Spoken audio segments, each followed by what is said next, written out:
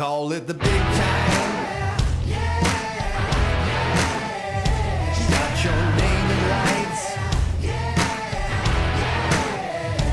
Now you're gonna shine. Got them in your sights.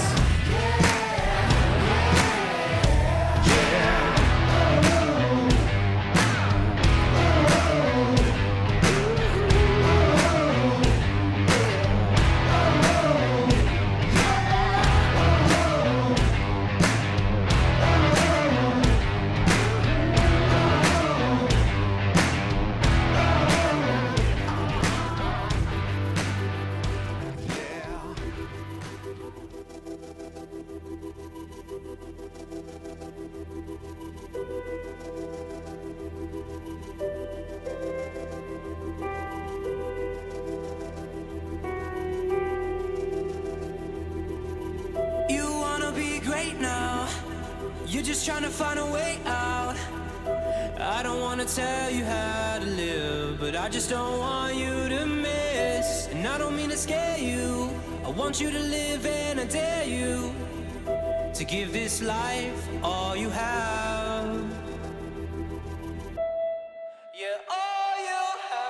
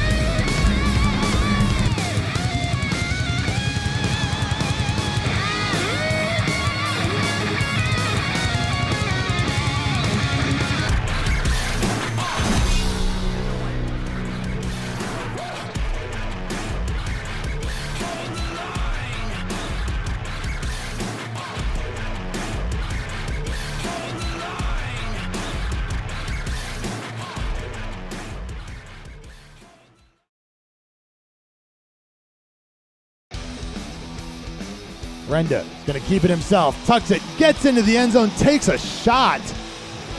Brenda will throw on first down, taking a shot, looking end zone, Knowles, touchdown Dragons.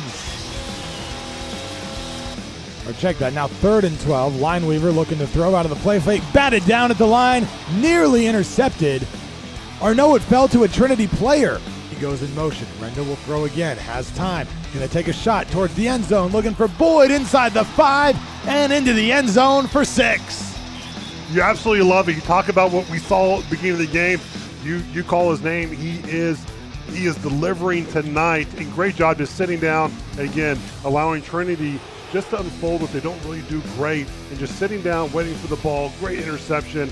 This Dragon defense is something special. Brenda hands to Biggers, working his way through the line and into the end zone for the touchdown.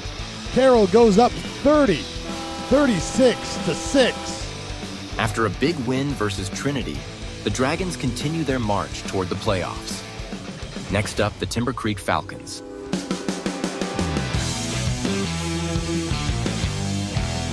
Hey Dragon fans, welcome to the Dragon Football Night pregame show sponsored by Clayton and Clayton Real Estate. Now here are your hosts, Chris Blake and Robert Clayton.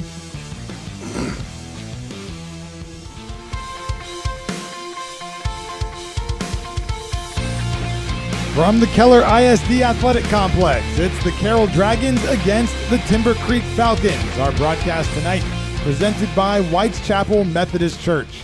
Hi there, and welcome into the Clayton & Clayton Real Estate pregame show. Chris Blake with Robert Clayton, our director Tim Polster, and statistician Scott Farrell. Tonight, it's week 3 of district play for the Dragons, and Carroll is off to a 2-0 start in District 4-6A with wins over Byron Nelson and Trinity. Timber Creek, meanwhile, looking for its first win of the season after dropping each of its first 2 district games by a touchdown. But first, let's go back to last week. Robert, we billed it as a matchup of 2 juggernauts in the state of Texas in Carroll and Trinity, but the Dragons took care of business by the score of 44-6. What kind of statements did the Dragons make with that margin of victory? Well, Chris, I think they made a huge statement, not just across the area, but across the state. You know, the Dragons are playing at a whole different level right now. It's like Timber Creek's coach, Coach Kane, said this week, the Dragon team looks like they're on a mission. You see the Dragon getting inflated here at Keller ISD Athletic Complex, and one Dragon player made history in the win last week as Brock Boyd went over 3,000 career receiving yards to 3,034 to be exact, passing McKay Jacobson for first in program history. With 6 games plus the playoffs left, Boyd has a chance to really put this record out of reach. He really does, but I think you got to start with, what this record was about. It starts with McKay Jacobson. He's a household name to Dragon Nation. To understand the magnitude, during McKay's 4 years on varsity, he had a 63-1 record, Chris, winning 3 5A state championships, a 3-year starter from 2003 to 2005. He finished, his career in both, all-time leader in receptions at 204 and yards, 3,019. McKay went on to play at BYU and signed with the Philadelphia Eagles. His record lasted 20 years. And the way it looks right now, Chris, it might take another 20 years for this record that Brock broke to break again. And I said it before, Brock is the best receiver in the nation, and he'll go down as one of the all-time great Dragons. Everyone following the Dragons at home, you're watching history in the making. And we will keep an eye on Boyd tonight and next week. He is within striking distance of breaking the career receptions record. Would take a big game for Boyd to do so tonight, but if he stays on pace in the next couple of weeks, that should happen for him as well. So much more to do on the Clayton & Clayton Real Estate pregame show. We'll hear from Riley Dodge, bring you tonight's starting lineups, but first we have our Players Spotlight, and it includes just about as good a game as you could have as a defensive player. That's coming up next on the Dragon Sports Network. For your next family get-together, church event, or corporate outing, well, leave the cooking to Feed Store Barbecue in Southlake. Feed Store has everything you need to make everyone happy, with delicious barbecue, fixins, and desserts. And the best part, they'll set it all up for you, and they'll take it away when you're done. All you have to do is eat. Call us at 817-488-1445 or online at feedstorebbq.com. Go Dragons.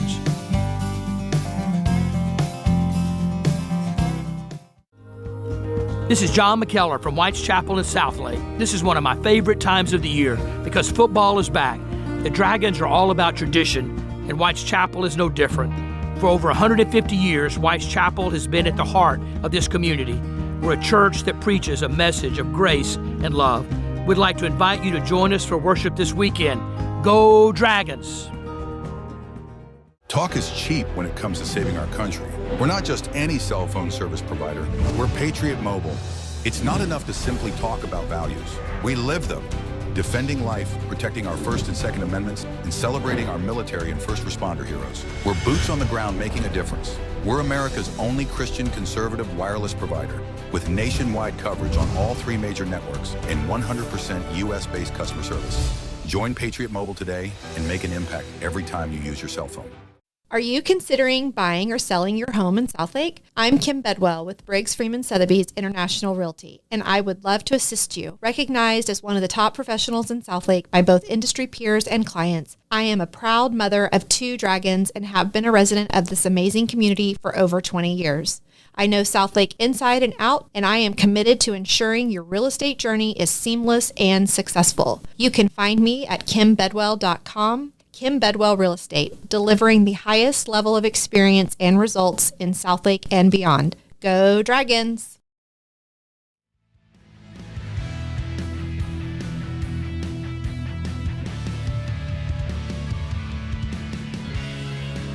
Dragon fans filtering into Keller ISD Athletic Complex, a sun-splashed east side of the stadium, I should say. Sun setting behind our vantage point in the press box on the west side of the stadium. The visitors' side should be in the shade maybe by kickoff, 20 more minutes.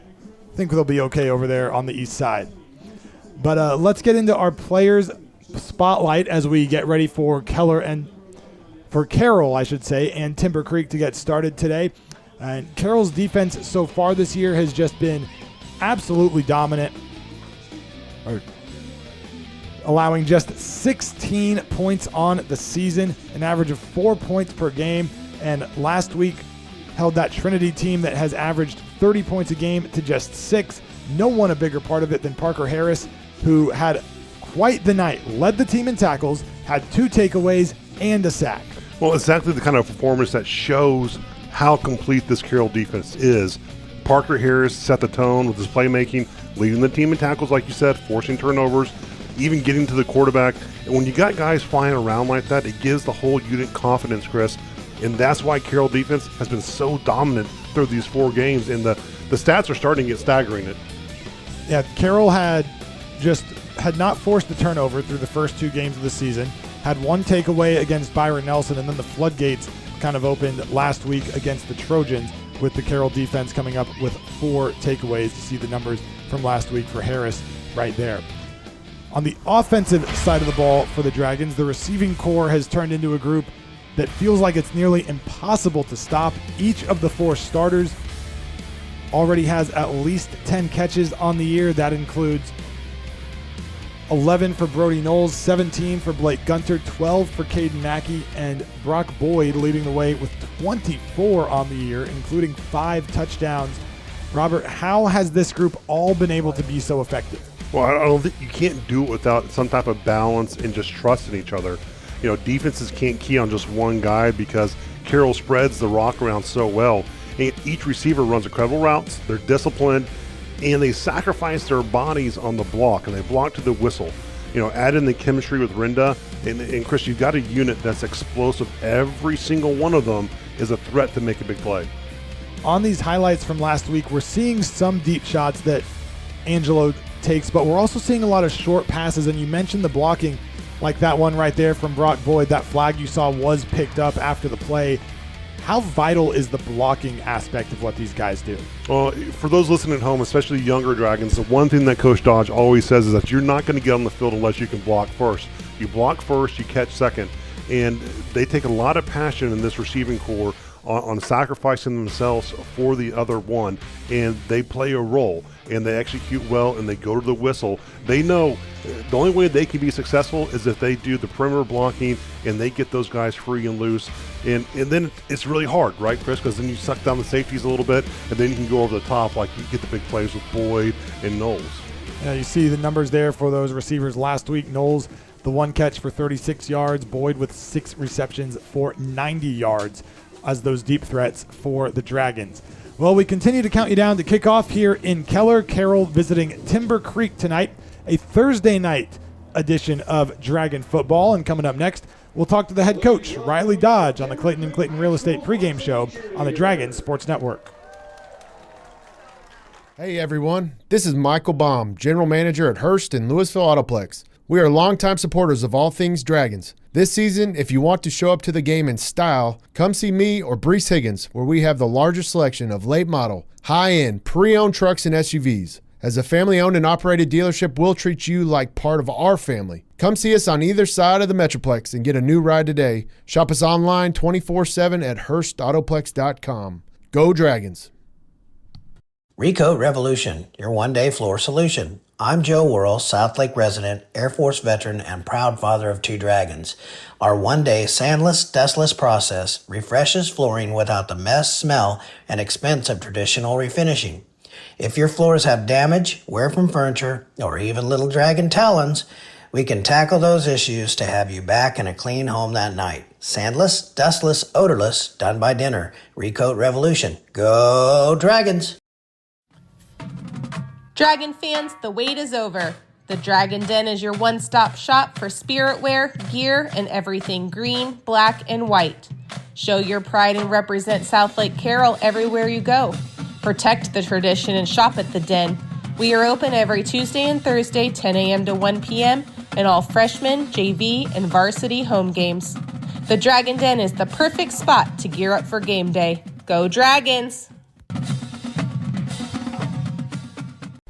Hey, you Dragon fans, it's Julie Walter with the Baker Firm, Fidelity National Title in Southlake. I have some great news for all you homeowners.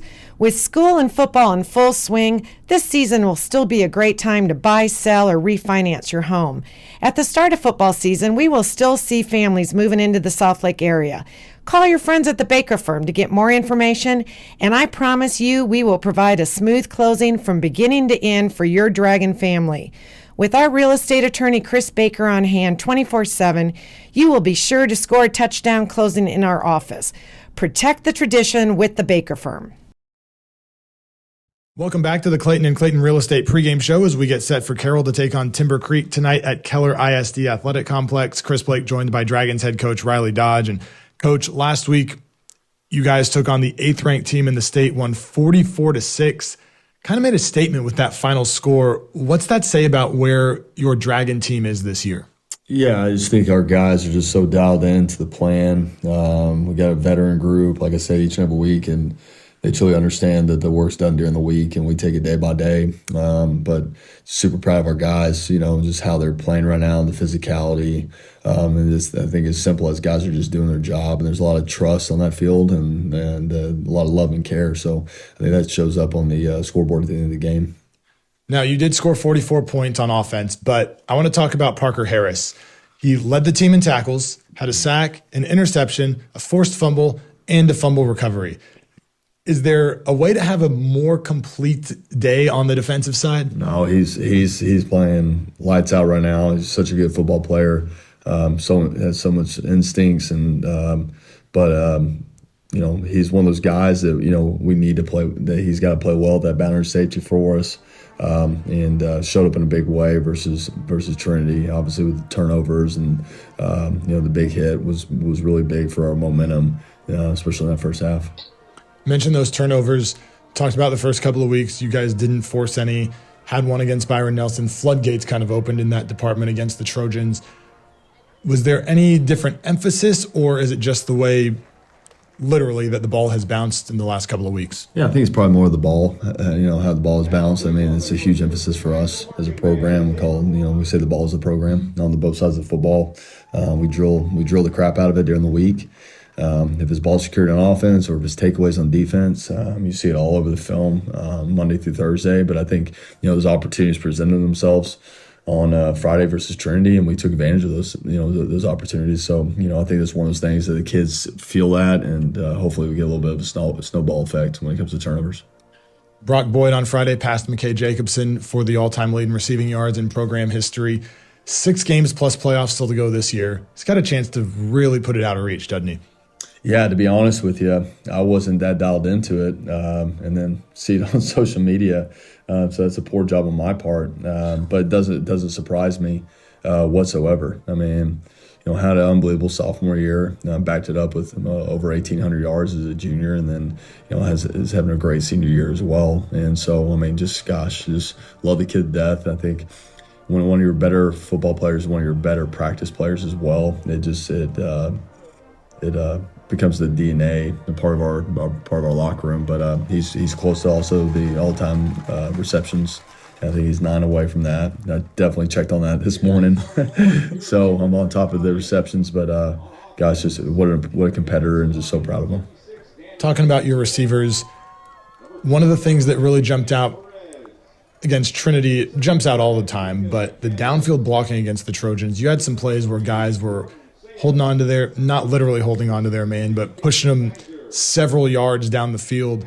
How big of an emphasis do you put on blocking at that receiver position? Oh, it's everything. If you can't block in the wide receiver room, you can't play.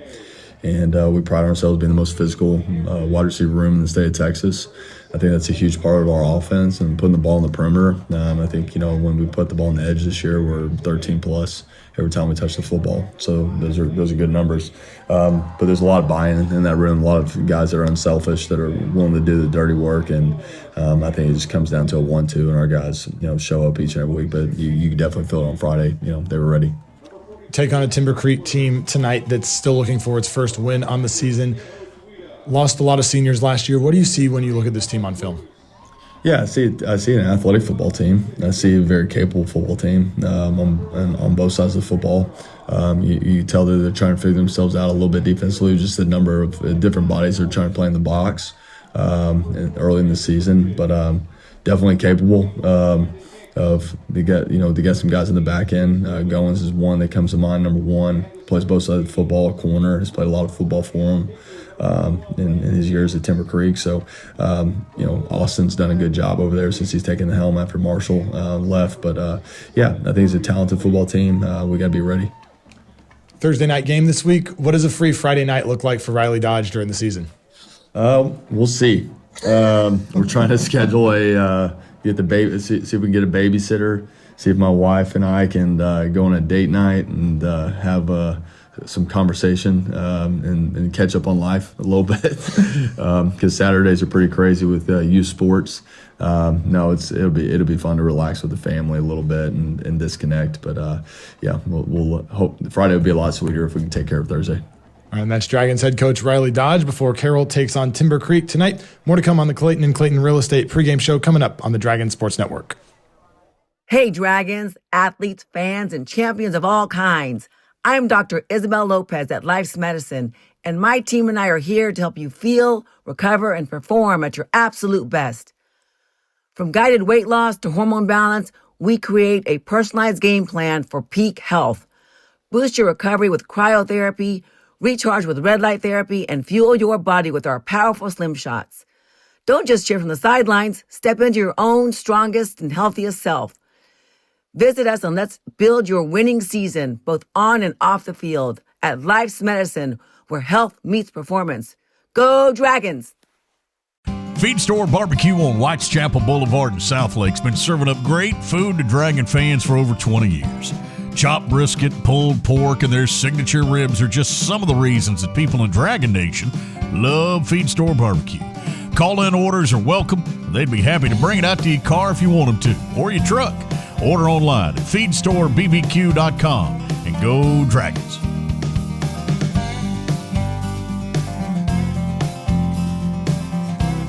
You can trust your medical care at Southlake Dermatology. We have over 65 years of experience between Dr. Bowers, Dr. Tynard, and our 4 physician assistants.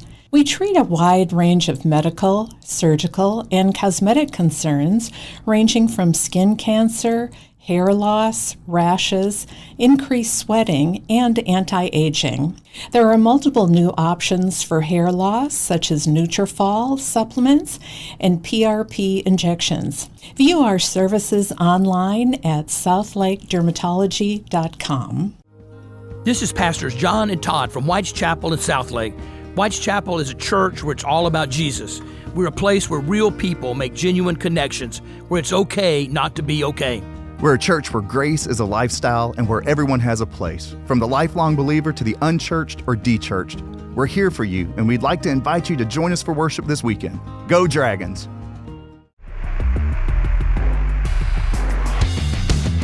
Right side gets away from a defender across the 5. Touchdown Dragons!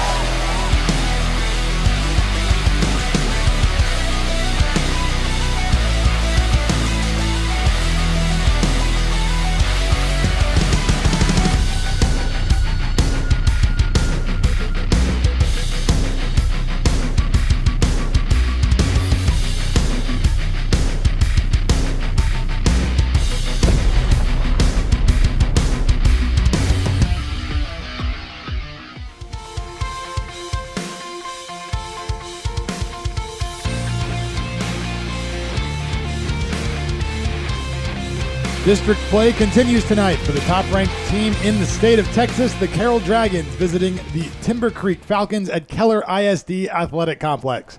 Hi there, and welcome back into the Clayton & Clayton Real Estate pregame show. Chris Blake with our analyst and former Dragon, Robert Clayton. Our director tonight, Tim Polster, statistician Scott Farrell.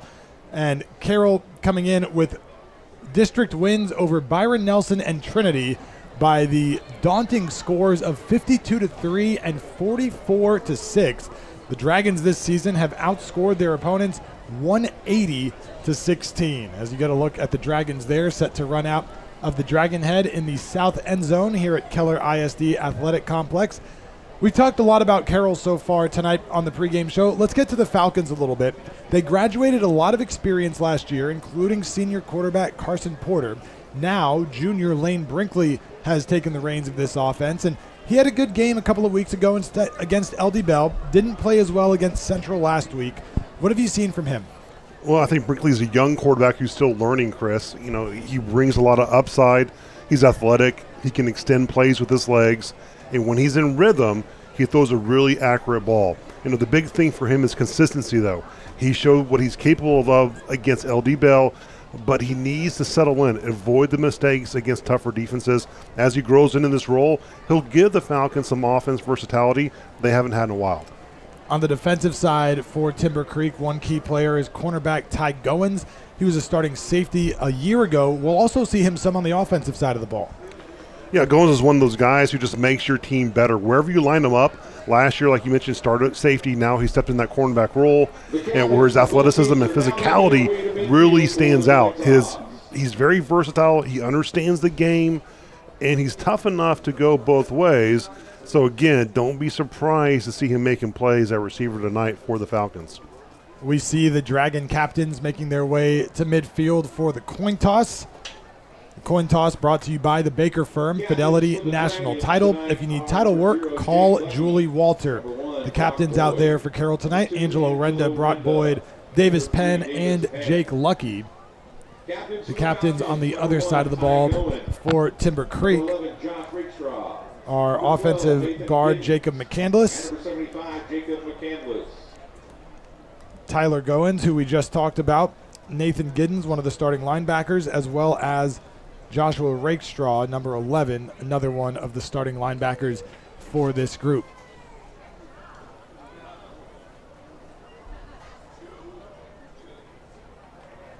So Timber Creek this season has played a couple of close district games to start 4-6A play, dropping games by just a touchdown to LD Bell and Keller Central. LD Bell, by the way, off to a 4-0 start this season. And I think it's what Coach Kane said is, not so much as the Falcons, getting over the opportunities, but they've started slowing games, just putting them behind a little bit. And, he doesn't want to rush to start moving players around. He wants to have the data points to see where he can improve the team. So he's not making a whole lot of switches. But the one thing he did mention was we've got to start faster. We've got to eliminate the simple mistakes and improve as a team. So Timber Creek won the toss and deferred to the second half. So Carroll will get the ball first in the first quarter. And let's take a look at the starting lineups for tonight. For the Dragons in the backfield, Angelo Renda and Davis Penn. Receiver spot for the Dragons, guys we highlighted earlier on our pregame show, Brock Boyd, Dragons all-time leader in receiving yards, Brody Knowles, Blake Gunter, and Caden Mackey. And up front, no changes for Carroll on the offensive line. Luke Wilson, Will Barley, Kerry Clayton, Nathan Domraki, and Tristan Dare. We would like to welcome the Carroll Dragons to the Defensively for Carroll, Crawford Taylor, Jake Lucky, Jackson Oakley, Marcus Browse, has Zach Hayes still available for punting duties, but has not played defensive end in a couple of weeks. And Robert, this is a group that you think is going to be key for Carroll tonight in getting pressure on the young quarterback. Yeah, I think, we saw last week with a offensive line of Trinity that wasn't as developed, and they had a little hard time moving east and west. And that's really where this defensive front can capitalize. And I see a lot of the same things with this Falcon offensive line, that it's going to be a long day if they can't, soar up and get quick into their gaps and make those combination blocks. It's going to be a long day for that Falcon front. On the next level for Carroll, the linebackers tonight will be Robbie Ladd and Will Lines. Corners, Taven Coons and Luke Bussman. And then at the safety spot, we see a combination of 3 of these 4 guys on the field for pretty much every play. William Chen, Gavin Strange, Austin Bussman, and Parker Harris. Harris, of course, had 2 takeaways last week against Trinity with the fumble recovery and the interception. So the Dragons have taken the field here at Keller ISD Athletic Complex. They just had a run out for students at Timber Creek feeder schools as we take a look at Robert's keys to the game. I think number one, obviously, you got to be physical. You're coming off a very physical game against Trinity, and you've got to match that intensity. You can't let down. Number two, you've got to expect the best. What does that mean? That means you have a target on your back. You're the number one team in the state. There's a lot of buzz around you. Every team you play, you're going to get the best out of them because they know they've got to up their game. And I think number three, if anything, we got to eliminate any type of turnovers, and we got to take advantage of turnovers from a young Falcon team if the opportunity arises tonight, Chris. Carroll has not turned the ball over since week 1. Angelo Renda, a couple interceptions in that season opener, but clean offensively for the Dragons since then. Thinking about buying or selling your Southlake home? Meet Robert Clayton and Karen Clayton Young with Clayton Real Estate, recognized by both clients and industry professionals as one of the very best in Southlake and DFW. Robert and Karen bring expertise and hometown pride. Carroll graduates and lifelong Dragons. They are invested in the community and serve through nonprofits and youth sports benefiting Southlake and Carroll ISD. The Clayton team is committed to making your real estate experience seamless from start to finish. Clayton and Clayton Real Estate, where Dragons represent Dragons. Ladies and gentlemen, representing our colors for tonight's game is the Color guard Air Force Junior Reserve Officer Training from the Corps. Keller ISD Junior ROTC, bringing the colors out to midfield before kickoff tonight as we get ready for tonight's national anthem. Dragons already in position on the far sideline. Timber Creek players making their way to the near sideline and removing their helmets for the anthem. We will pause as the Falcons band plays the national anthem.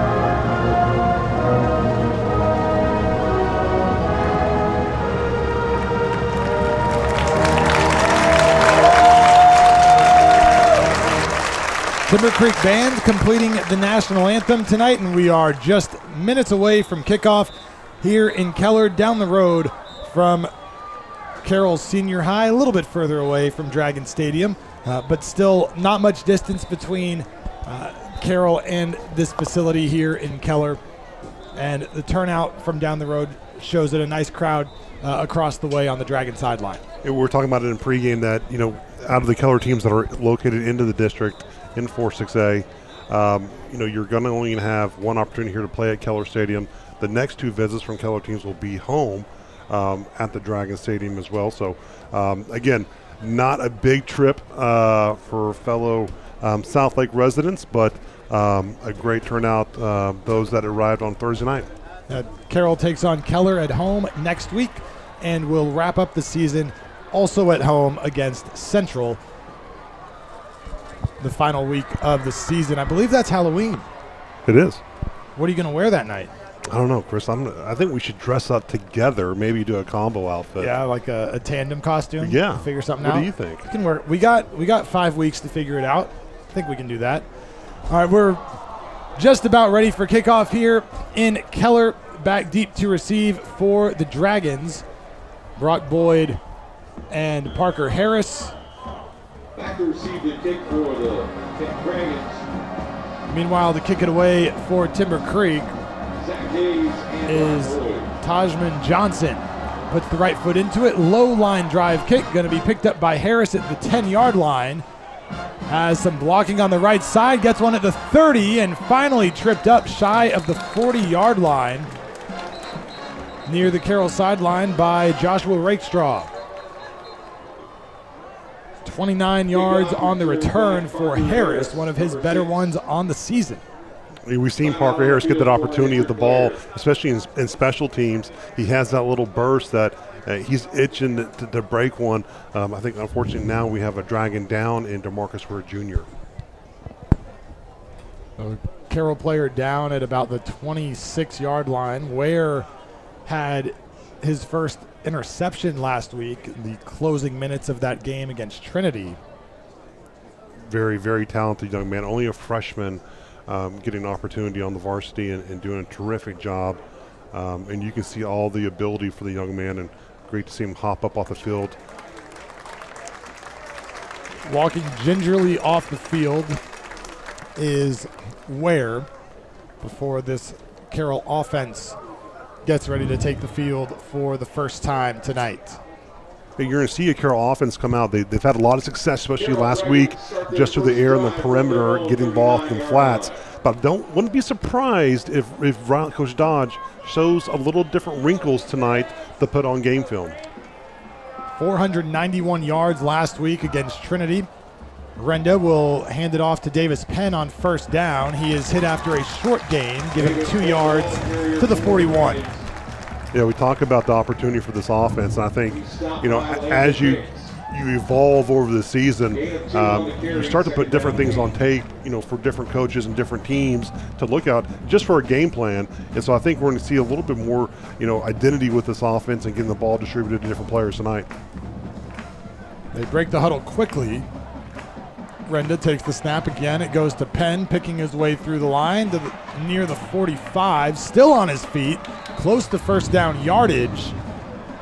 They're going to blow him dead at the 49-yard line. That's going to move the sticks. That's all effort. That's all effort by Davis Penn. Terrific job on the inside zone, getting behind Nathan Dumrocky and Tristan Dare and pumping his legs. If you saw that on TV, you saw his legs just pumping and churning until he got that first down. Terrific job, Davis Penn.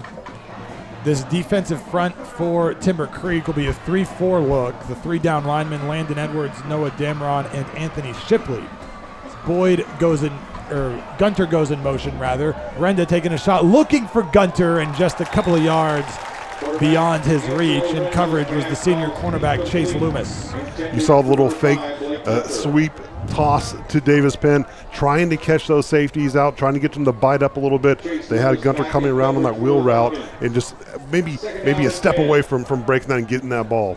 The 4 linebackers for the Falcons, Kaho Tuita, Colin Bruce, Nathan Giddens, and Joshua Rakestraw. Safeties, Andrew Bridges and Landon Hicks. Corners, the aforementioned Loomis and Ty Goins. So 3 receivers right side of the field. They'll give it to Penn again, his 3rd touch of the day. Big hole right side across the 40. 1 defender to beat, and he gets tripped up at the 25-yard line. The touchdown-saving tackle by Landon Hicks after a 26-yard gain. You love seeing this. You should talk about outside zone, but watch the offensive line all moving in synchrony. It's a sweet symphony of outside zone and getting Davis Penn out to the perimeter, and that's all Davis Penn getting through their great block up front. It almost busted for the touchdown. Hicks, a returning starter for this Falcons team, played linebacker last year for them. They bring a receiver in motion here on first down. That's Caden Mackey going right to left. They swing it out to Brock Boyd. Mackey has a block. Boyd sandwiched between a couple of defenders, lunges forward to the 11-yard line, picks up 9. Again, these type of plays we see on the outside that Riley Dodge calls little pop plays. They're almost like an extension of the run game, getting it out there to Boyd in the perimeter, letting Caden Mackey get on the blocking job. allowing your playmaker to make a move in space and get some yardage. Boyd's 25th catch of the season. He's got 5 touchdowns. Again, one of the top receivers in the state of Texas, headed to Ohio State. 2 receivers right on second and short. Tight end into the game on the right side of the formation for the Dragons. Rendo looks to throw, lost one up for the end zone, looking for Knowles. It is incomplete. Loomis in coverage. But Timber Creek brought some good pressure there by Giddens, got a hand on the blitz. He got enough into Rendo's face. He had to deliver that a little earlier than he would have liked to. But Knowles almost had the grab on that touchdown. So it'll be 3rd and short. 2nd and short, a good time to take a shot. Carroll's just got to pick up a yard to get the first down. Knowles all by himself on the short side of the field. Renda lost it on the exchange, picks it up and runs on his own inside the 10, inside the 5, and finally taken down there. So a bobbled exchange between Renda and Penn ends up as a 12-yard gain. We'll get it set up going to an inside zone here to the left. It was picked up great by the offensive line. Again, the exchange. What a heads-up play by Angel Renda. It's getting the ball, staying focused, and getting the first down. Ty Goins made that stop inside the 5 to keep him out of the end zone, but now it's 1st and goal Dragons from the 4. Renda gives to Penn, plowing his way into the end zone for the touchdown. Davis Penn finds the end zone for the 3rd time this season, and Carroll strikes first. You get inside that 5-yard line, you got to get behind the big guys up front, and what a job. Kerry Clayton, the center, in the left right guard, Nathan Domrocki. Watch the combination block. They thoroughly move their man into the end zone, and Davis Penn just walks in for a touchdown. Touchdowns tonight sponsored by Kim Bedwell Luxury Real Estate, as Gavin Strange comes on for the CLC Roofing point after try. It is up and good as Strange remains perfect on PATs on the season. With 8:54 to go in the first quarter, the score is Carroll 7, Timber Creek nothing on the Dragon Sports Network. Hello, Dragon fans. I'm Steven Nelson, partner at Mills Wealth. Our team is celebrating our 25th year anniversary of helping Dragons succeed financially. As an independent firm, we aren't owned by a bank or an insurance company. Instead, we're fiduciaries doing only what we believe is best for our clients. If your finances need a second opinion or would like to tap into our expertise, come meet with our certified financial planners or CPAs and learn how we can help you win just like the Dragons. Look us up online or give us a call at millswealthadvisors.com. Hey, Dragon fans, this is Robert Clayton with the Clayton team at Clayton Real Estate. Karen Young and I have been proudly serving in Southlake for over 30 years in residential resale, family owned and operated, and former Dragons. Being a Dragon graduate, you truly understand what it means to be a Dragon. Tradition, excellence, and a winning team. That's what we provide our clients, the best service and experience in the industry with a winning tradition. Dragons representing Dragons. Call us today at 817-894-4152 or visit us on the web at www.dragonrealtors.com. Go Dragons. Gavin Strange puts the foot into it. It is fielded in the end zone, going to be taken out by Timber Creek. Big hit at the 11-yard line by Carroll's special teams. Great kick coverage by the Dragons, and the Falcons will start inside their own 15. The special teams of Southlake, again, we mentioned this last week, we had a saying called Guy-Wide, get in on it. And no matter who you were, if you were a starter or backup, or you played sparingly, whatever it was, you go make the play on special teams, and what a terrific job by the Dragons covering the kick. Luke Jacquemart, great hit. Finding a way to stay valuable for this Dragon team. Carroll, by the way, an 8-play, 61-yard drive that took 3 minutes off the clock, capped off by that Davis Penn touchdown run, one of his 4 carries for 40 yards on the drive. So here is the quarterback, the junior Brinkley, setting up a screen pass, and it falls incomplete. Was juggled. Lane Brinkley's screen pass incomplete, intended for Darian Simmons. William Line. You're going to see this offense that's really kind of a remainder of Marshall Williams, the former offensive coordinator for Southlake that moved over as the head coach. A lot of their philosophy is still the same. and they're going to live in this 2x2, 3x1 sets in this offense. Try to get some RPOs and get the ball down the field. Brinkley firing over the middle. This one is complete to Blaine Everidge, the senior receiver, with the first catch of the day. We talk about Brinkley. He can be accurate when he wants to. He has the time. He makes a good decision. A great job by Everidge, just finding the soft spot in the zone and coming up with a big catch. 12 yards on the completion to move the sticks. Everidge on the year is thrown for 521 yards, 4 touchdowns. So he hands it off. Up the middle goes Simmons. And Carroll says the ball came out at the end of the run. Let's see what the officials say. They're going to say the Dragons have it. So Simmons gets his first touch of the day, coughs it up, and Carroll's defense forces another turnover. It was just a power play by Timber Creek, just trying to get on the front side here. You'll see the tackle come over here and pull, and can't get enough of Browson. Great job by Browson, just standing him up, and then big play by Parker Harris.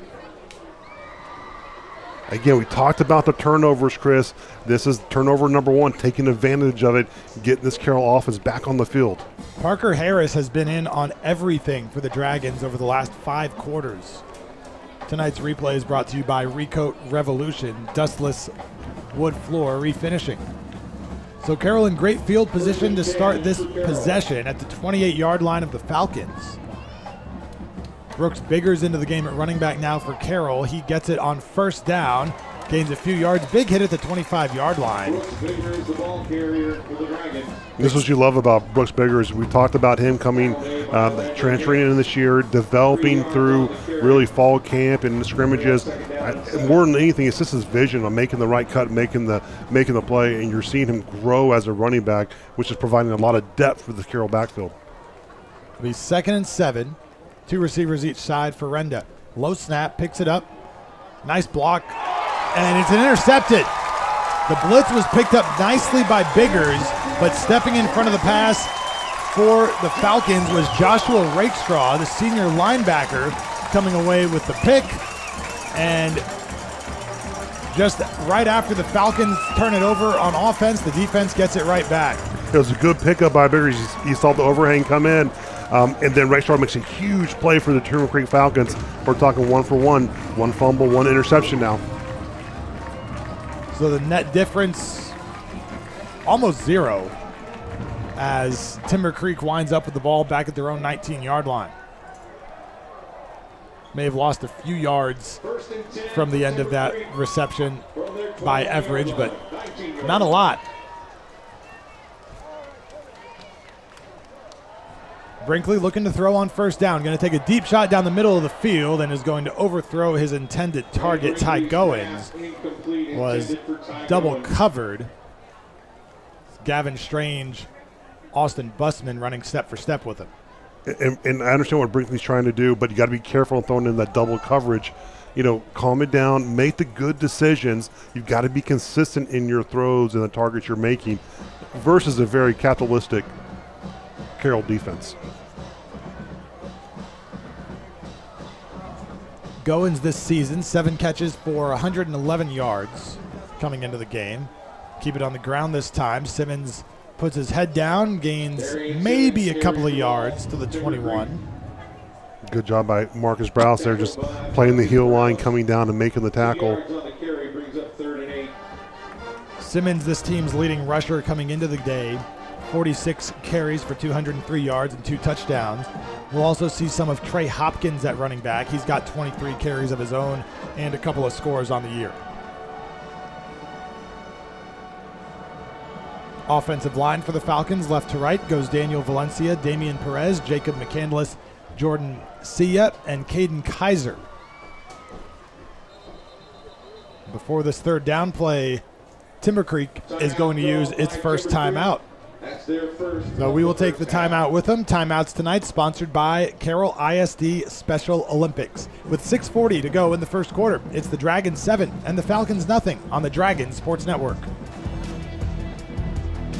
Looking for a roofer who truly knows Southlake? My name is Chad Cross, owner of CLC Roofing, a longtime Southlake resident who's proud to serve this community. For decades, we have protected Dragon Country with roofs built to handle the scorching sun, sudden hail, and high winds, all while keeping your homes looking beautiful. CLC Roofing proudly supports the Carroll ISD, the Carroll Booster Club, and local events. Supporting Southlake is part of who we are. We know every HOA standard, city code, and neighborhood nuance because we live here too. When the storm hits, we're not hours away. We're already in your community, ready to help the moment you need us. Our crews are safety certified and led by project managers who always focus on details. From minor repairs to full replacements, we bring expert craftsmanship and clear communication to every project. We only install top-tier roofing materials, and as an Owens Corning Platinum Preferred contractor, we can offer extended warranties most roofers cannot, because trust and quality go hand in hand. Protect the tradition, Southlake.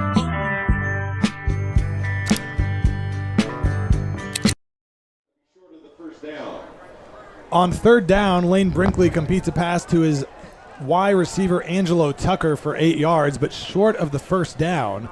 So it'll be fourth down coming up for the Falcons at their own 24-yard line. It was a great job by the Dragon front four. You didn't get to see it at home, but didn't bring blitz, kept everyone home. But great pressure by that front four on forcing Brinkley to get out and try to make a play. So on to punt it away for the Falcons is Hicks, end over end. Going to be fair caught by Parker Harris at the 41-yard line of the Dragons. So good field position once again for Carroll after the 35-yard punt. Hicks will serve as the punter for this team as well. It's one of those situations where a guy is one of your better all-around athletes, and head coach Austin Kane puts him in as many spots as he can. Yeah, and I think one thing about Carroll's opportunities this year is they've gotten really good field position in the opposition, special teams, punting, and things like that hasn't been great. So again, a lot of opportunity for this Carroll offense. Davis Penn back in the game at running back to start this series. Blake Gunter goes in motion. Now they send Fraga in motion, handed off to Penn, running behind Fraga across the 45 and across midfield. He stayed in bounds and tackled at the 47. Coach Dodge and company love what they see on that perimeter. It's the second time they've gone to the outside zone. You're seeing the offensive line take a big step back, gaining some ground, pushing it outside, and you're seeing Davis Penn catch up with them and just break it for the first down. Terrific job by this offensive line in the backfield so far. Gain of 12 on that carry for Penn, who's having a big night to start things off here in the first quarter.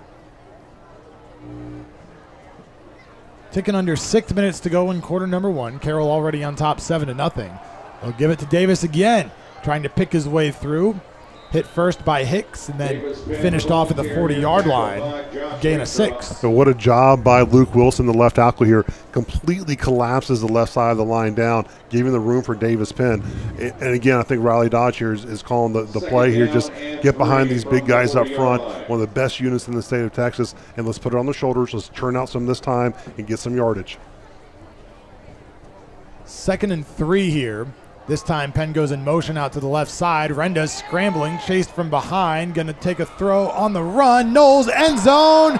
Touchdown, Dragons. He found Brody Knowles in the front corner of the end zone for 41 yards. And Carroll is up 13-0. What I love about this is Andrew Rendo. He feels the blitz. He escapes the pressure. He has Davis Penn out there in the flats, but he's going through his read progression. His legs keep this game, this play going, and great job. He targets Knowles. That is a very difficult throw to make on the run. Terrific catch by Brody Knowles. Touchdown, Dragons.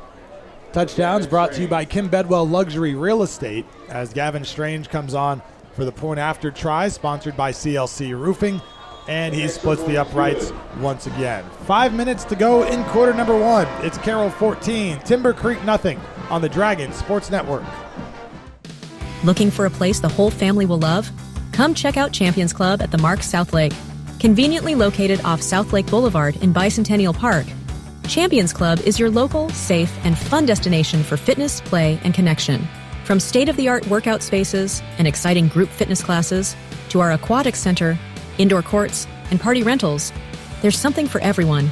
Make Champions Club your home for health, recreation, and family fun. Join today and discover what it means to live like a champion. Go Dragons!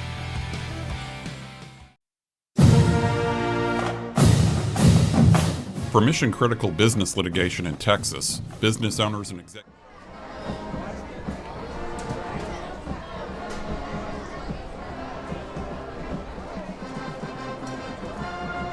Gavin Strange teeing it up for the Dragons after Angelo Renda finds Brody Knowles for the touchdown to put Carroll on top by 2 scores here midway through the first quarter. A 3-play, 59-yard drive that took 1 minute and 15 seconds.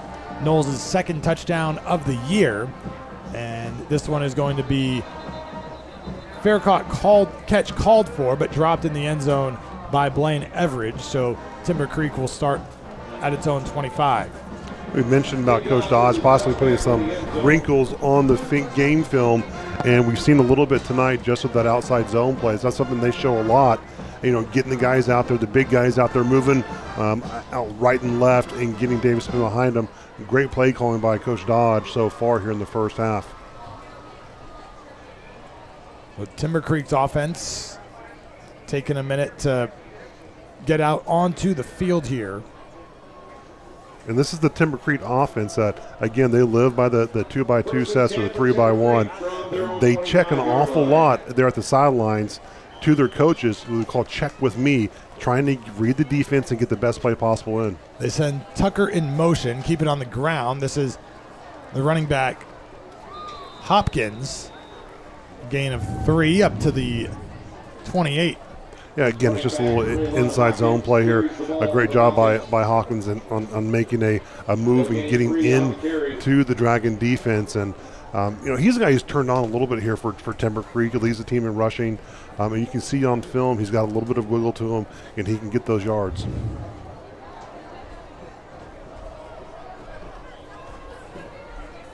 So second down upcoming for Timber Creek here. Pitch out to the running back. Carroll reads it all the way, has him behind the line and brings him down. First one there for the Dragons was Sam Erickson getting in on the stop. Well, Sam Erickson here, what a pursuit by the defensive line, but watch Robbie Ladd. That's just a 1-to-1 versus Angelo Tucker, and he beats him to the point of the attack and forces it to the outside, and then you have Sam Erickson come over the top, and what a pursuit by the Dragons. The running back in on this series, by the way, DeRayton Hodkins, number 20. Brinkley looking to throw, flushed out of the pocket to his right, going to tuck it and run, has a blocker out front. Flag comes in. Brinkley goes out of bounds, was forced out by Robbie Ladd. But this may be coming back.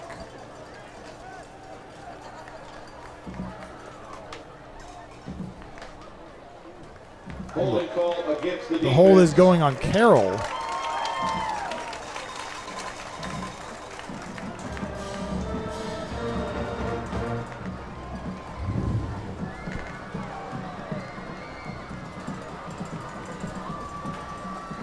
The way the play broke down for Timber Creek, normally a instance where you see a flag thrown the offense for the similar infraction.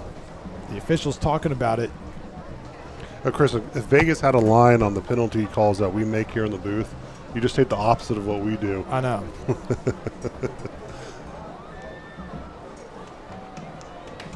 Carroll and Trinity last week both committing over 100 yards worth of penalties. And this one is indeed against Carroll. It advances the ball to the 38 of the Falcons. But for Carroll, several holding penalties last week. For Trinity, a lot of the flags were pre-snap penalties. It was quite an environment there at Dragon Stadium last Friday as well. I tell you, that's the loudest and the biggest crowd in atmosphere-wise I think we've seen in a very long time. Dragon Stadium packed all the way to the top last week. Left and right sides of the stadium full. On first down, they keep it on the ground. Hawkins trying to pick his way through, spinning out of a tackle, and finally brought down as he crosses the 40-yard line. Again, they're going to live in this zone read option here. Great job by Hawkins. We talk about his second cut, what he can do. He's got that wiggle to him. Great job. And again, on a first down, getting 5 to 6 yards. 5 yards on the carry brings up second down and 5.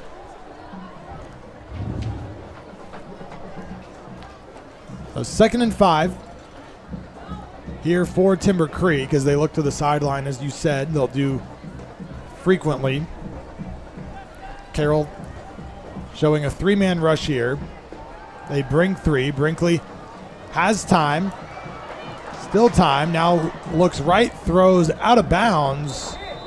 There was not a receiver terribly close to where he threw the ball, unless he was out of the pocket enough to the right side of the line. It was Crawford Taylor and Jackson Oakley. Great job on getting pressure there and just staying home. And he had nowhere to go. He was flush left, flush right, came back to the right. He couldn't have made, he's had to throw it away, but great job staying home and not over pursuing and containing the QB. 3rd down and 4 for the Falcons. The 3rd down for Timber Creek. 2 receivers right, 1 to the left. Carroll brings 5. Brinkley under pressure, trying to get away from it. Gets rid of it and completes the pass to Goins. He's got the 1st down along the Dragons sideline. Well, you go to your playmaker. We talked about Goins getting the opportunity. He's their best player, getting on the offensive side of the ball. Robbie Ladd was in hot pursuit of Brinkley. What a play by Brinkley, just throwing on the run, delivering to Goins and getting the 1st down.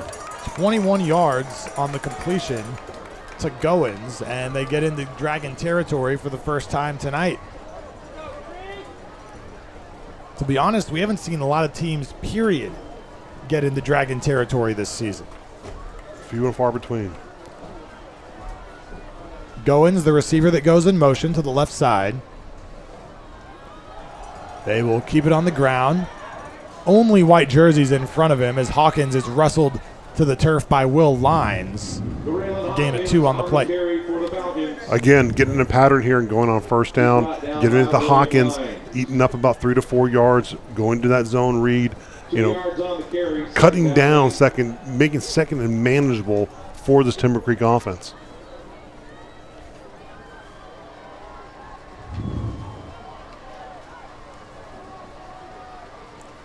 So 2nd down for Timber Creek. Tucker, the tight end, to the right side of the line. Play fake, throw it over the middle. Too high, extended over the hands of Goins. Also in a dangerous spot over the middle for the senior receiver. Yeah, talking about Brinkley, you got to get that ball down. You got to get consistent. He had Goins there on the slant, a very dangerous place. He had a Dragon safety lurking in the back, but he gets that ball down, maybe 4 to 5 inches, and that's a big play for Timber Creek. This will be the 3rd down that Timber Creek has faced tonight. They've converted 1 so far. You want to keep an eye on Goins. He is the middle receiver on the left side of the formation. Lone receiver on the right side for Timber Creek is Julian Williams. They go to Goins on 3rd down. It is caught but pushed back after he made the catch by this Carroll defense. Gavin Strange, first one there on the hit. Great job by Gavin Strange coming up from that safety spot. Seeing Goins, he knows that they're going to go to him on that 3rd down. Great job in dropping down and making the play in space. Big play by the Dragon defense, creating a 4th down. So they're going to go for it here, kind of that in-between range where it's a little too far for a field goal. It would be 47 yards from this spot. They come out with trips right. Goins again. Middle receiver. Snap is bobbled. Brinkley's just going to have to dive on it, and it will be Carroll ball after Timber Creek turns it over on downs. That's tough. You talked about the turnover situation, especially with Timber Creek. You've got to have a play to execute on, and right now they're just kind of shooting themselves in the foot. They've had a little bit of success, but against this Dragon defense, you've got to capitalize on those opportunities. So the Dragon offense will get another shot here at the end of the 1st quarter. 1:15 to go in the 1st. Carroll leading 14-0 after touchdowns by Davis Penn and Brody Knowles.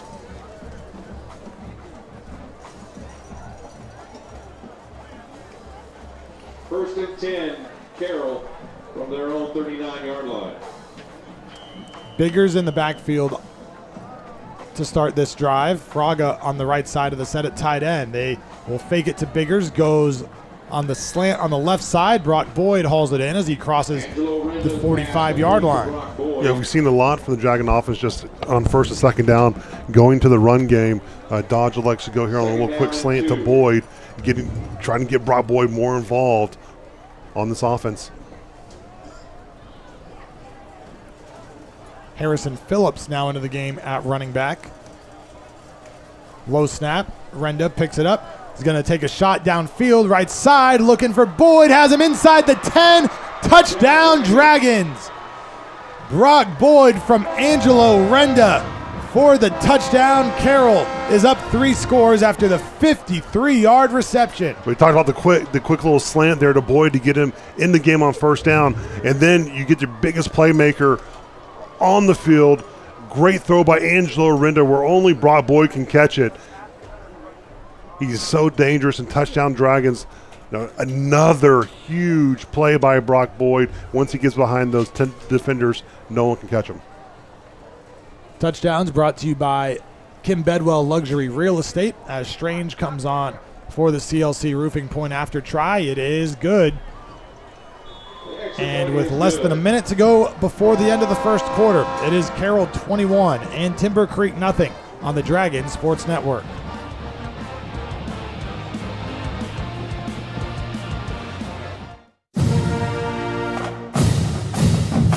For mission-critical business litigation in Texas, business owners and executives trust Sean McCaskill and the law firm of Godwin Bowman PC. My wife Laura and I are 20-year residents of Southlake and the proud parents of 4 Dragons. I've been a dedicated volunteer in Southlake for the past 13 years, including serving 7 years on Southlake City Council. I'm the president and managing shareholder at Godwin Bowman, which was established in Dallas in 1980 to serve clients with business litigation issues all the way to the Texas Supreme Court. I've been with the firm for over 20 years, and I'm board certified in civil appellate law by the Texas Board of Legal Specialization. Please consider me, Sean McCaskill, and the law firm of Godwin Bowman for your business litigation needs. Please visit our website at www.godwinbowman.com for more information. I promise you that we'll provide big city experience together with small town service.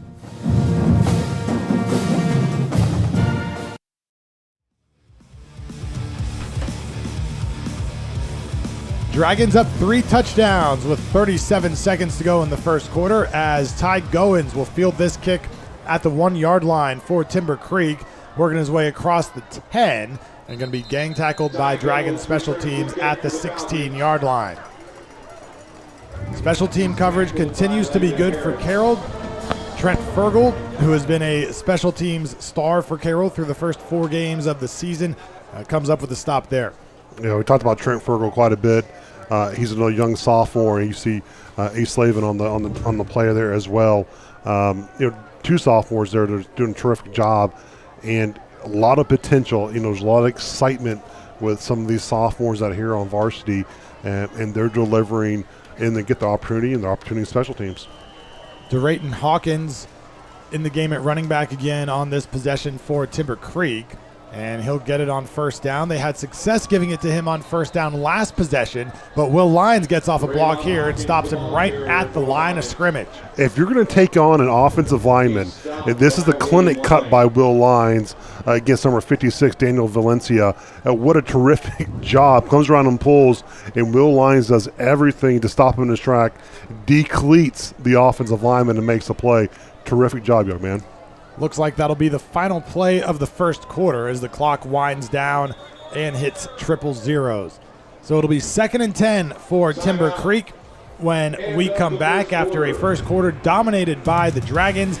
Carroll on top 21-0 after 12 minutes of play on the Dragons Sports Network.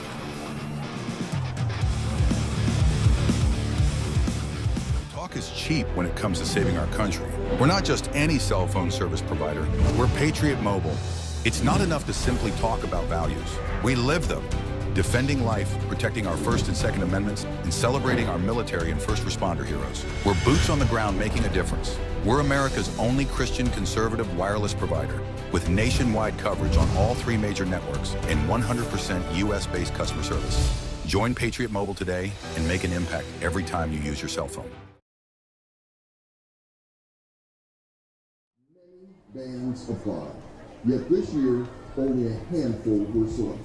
My name is Terry Madigan, and I will have the privilege of serving as president of the 2027 Rose Parade presented by Harvard. Dragons lead it 21-0 as we get ready for the start of the second quarter. Chris Blake and Robert Clayton at Keller ISD Athletic Complex, just down the road from Carroll Senior High. Dragon touchdowns, 1 on the ground, 2 through the air. And Will Lyons had a big first down stop on DeRayton Hawkins, stopping him at the line of scrimmage. So it'll be 2nd and 10 for Timber Creek to start the second quarter. Lane Brinkley, the quarterback. Hawkins in there along to his left. Carroll brings 4. Brinkley looking to throw under pressure, gets rid of it, caught, and a big hit after the catch made by William Chen. After that catch hauled in by Julian Williams. This is what tough for any defense, especially Timber Creek. They'll go out and they'll go all verticals and they'll do crosser routes through the middle. So you got to stay home, and great job by William Chen coming in there and delivering a hit. And that's where the Dragons have been successful. They shut them down on second down and put them in tough third down situations. Williams hobbling a little bit after that hit, hopefully just a stinger as he jogged off the field under his own power. But it'll be 3rd and long here for Timber Creek. They've got to get to their own 26. Brinkley dropping back. Has a little bit of time, gets it to the running back out of the backfield, and Hawkins upended. Nice open field tackle made by Carroll. Coming up to make the stop, the cornerback, Taven Coons. It's so hard on those when you get those opportunities on the receivers that can make plays in space. You come in there, you've got to be disciplined, and Taven Coons can do that.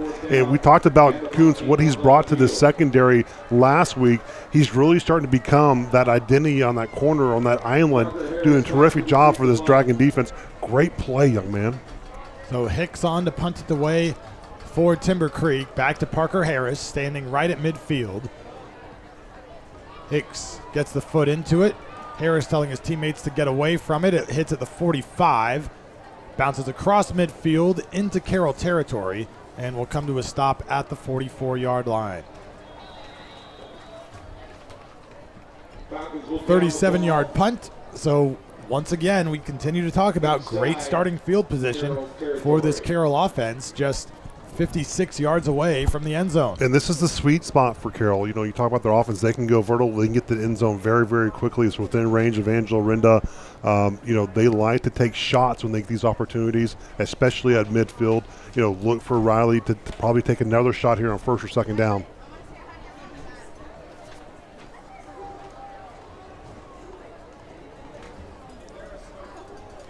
Three receivers come out to the right side. Boyd, Gunter, and Knowles for the Dragons. Fraga, the tight end, on the left side of the formation, with Penn behind Arenda getting the ball on first down. Picks up a yard before a big hit taken by Davis Penn. Landon Hicks in on the stop again. He's come downhill from that safety position quite a bit tonight. Yeah, great hit by Rackstraw as well. I mean, they're coming down. They filled on that inside zone. The hole was there, but terrific job on coming and making the play and shutting down Davis Penn.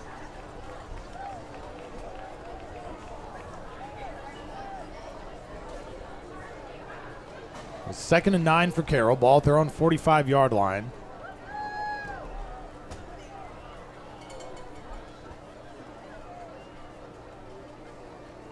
They bring a rusher from the outside. Renda gets rid of it quickly. Far sideline, Knowles near the first down marker. Looks like they may spot it just short. A great play call. The offensive line sold run really quickly. Oh, it's incomplete. Check that. They ruled it incomplete. The way all the players were moving, it looked like a completed pass, but the officials say it was incomplete. So it'll be 3rd and long for Carroll. Haven't seen them in a 3rd and long situation, I don't know, at all tonight yet. It's not a territory that they live at all, Chris, especially, you know, 3rd and long, 3rd and 9, 3rd and 10.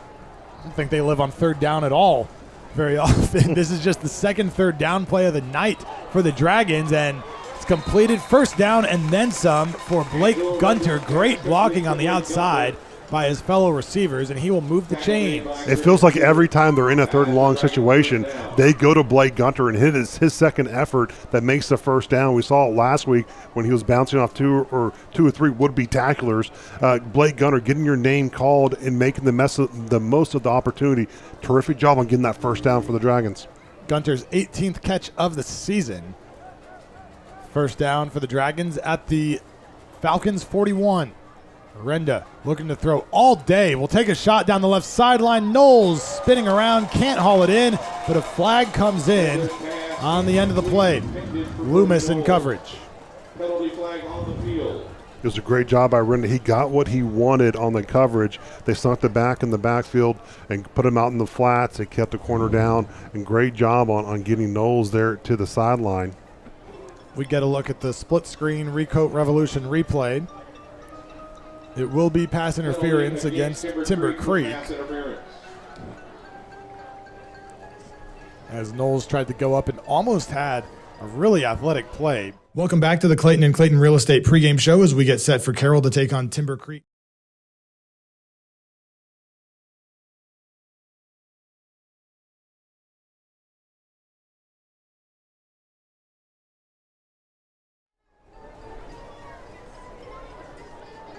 Carroll brings a tight end back into the game here with Davis Penn to Renda's left.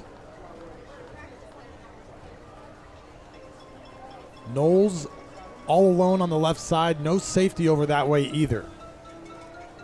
Renda throws short right side of the field. Boyd going to be pushed out of bounds, shy of the 20-yard line after the first down reception. Stop made by Braddock Jones. 4 yards on the reception brings up second down and 6 from Timber Creek's 22. Ball up to the 22-yard line of the Falcons. Now Boyd, the lone receiver, on the right side for Carroll. They throw it into the flat. Gunter across the 20-yard line inside the 15, spun out of bounds there, and it'll be a first down for the Dragons. Again, getting out there to Blake Gunter, getting the ball in space on the soft coverage. He gets the ball, makes the catch upfield, sees the pylon there at the left side of the field, running towards the sidelines. Great job on getting the first down. 10-yard gain on the play.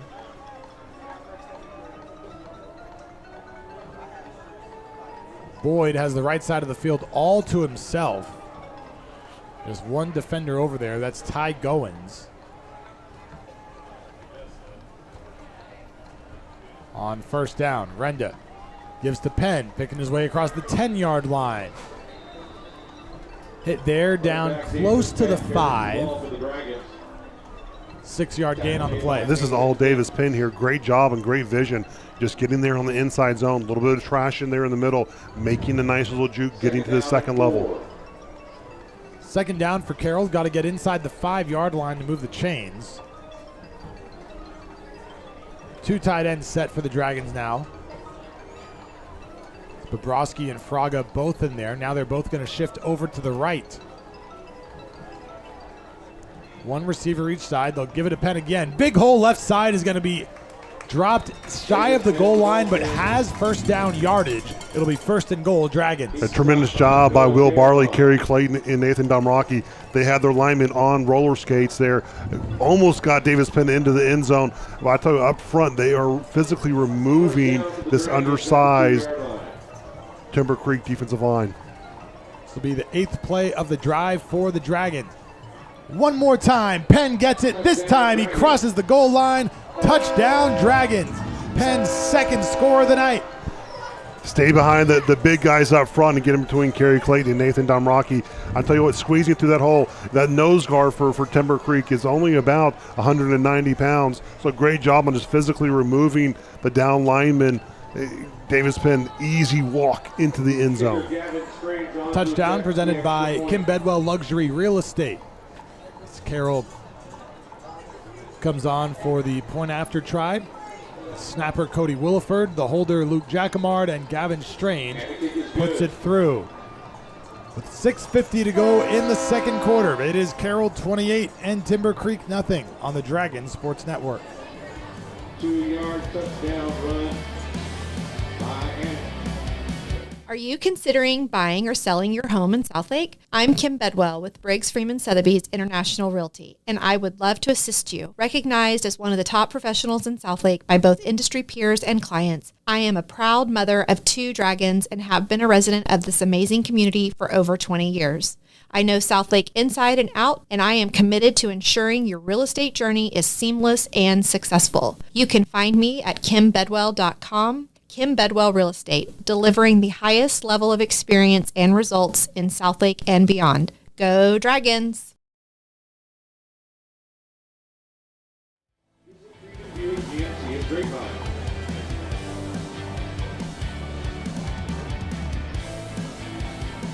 All Carroll so far, 28-0 over Timber Creek with under 7 minutes to go before halftime.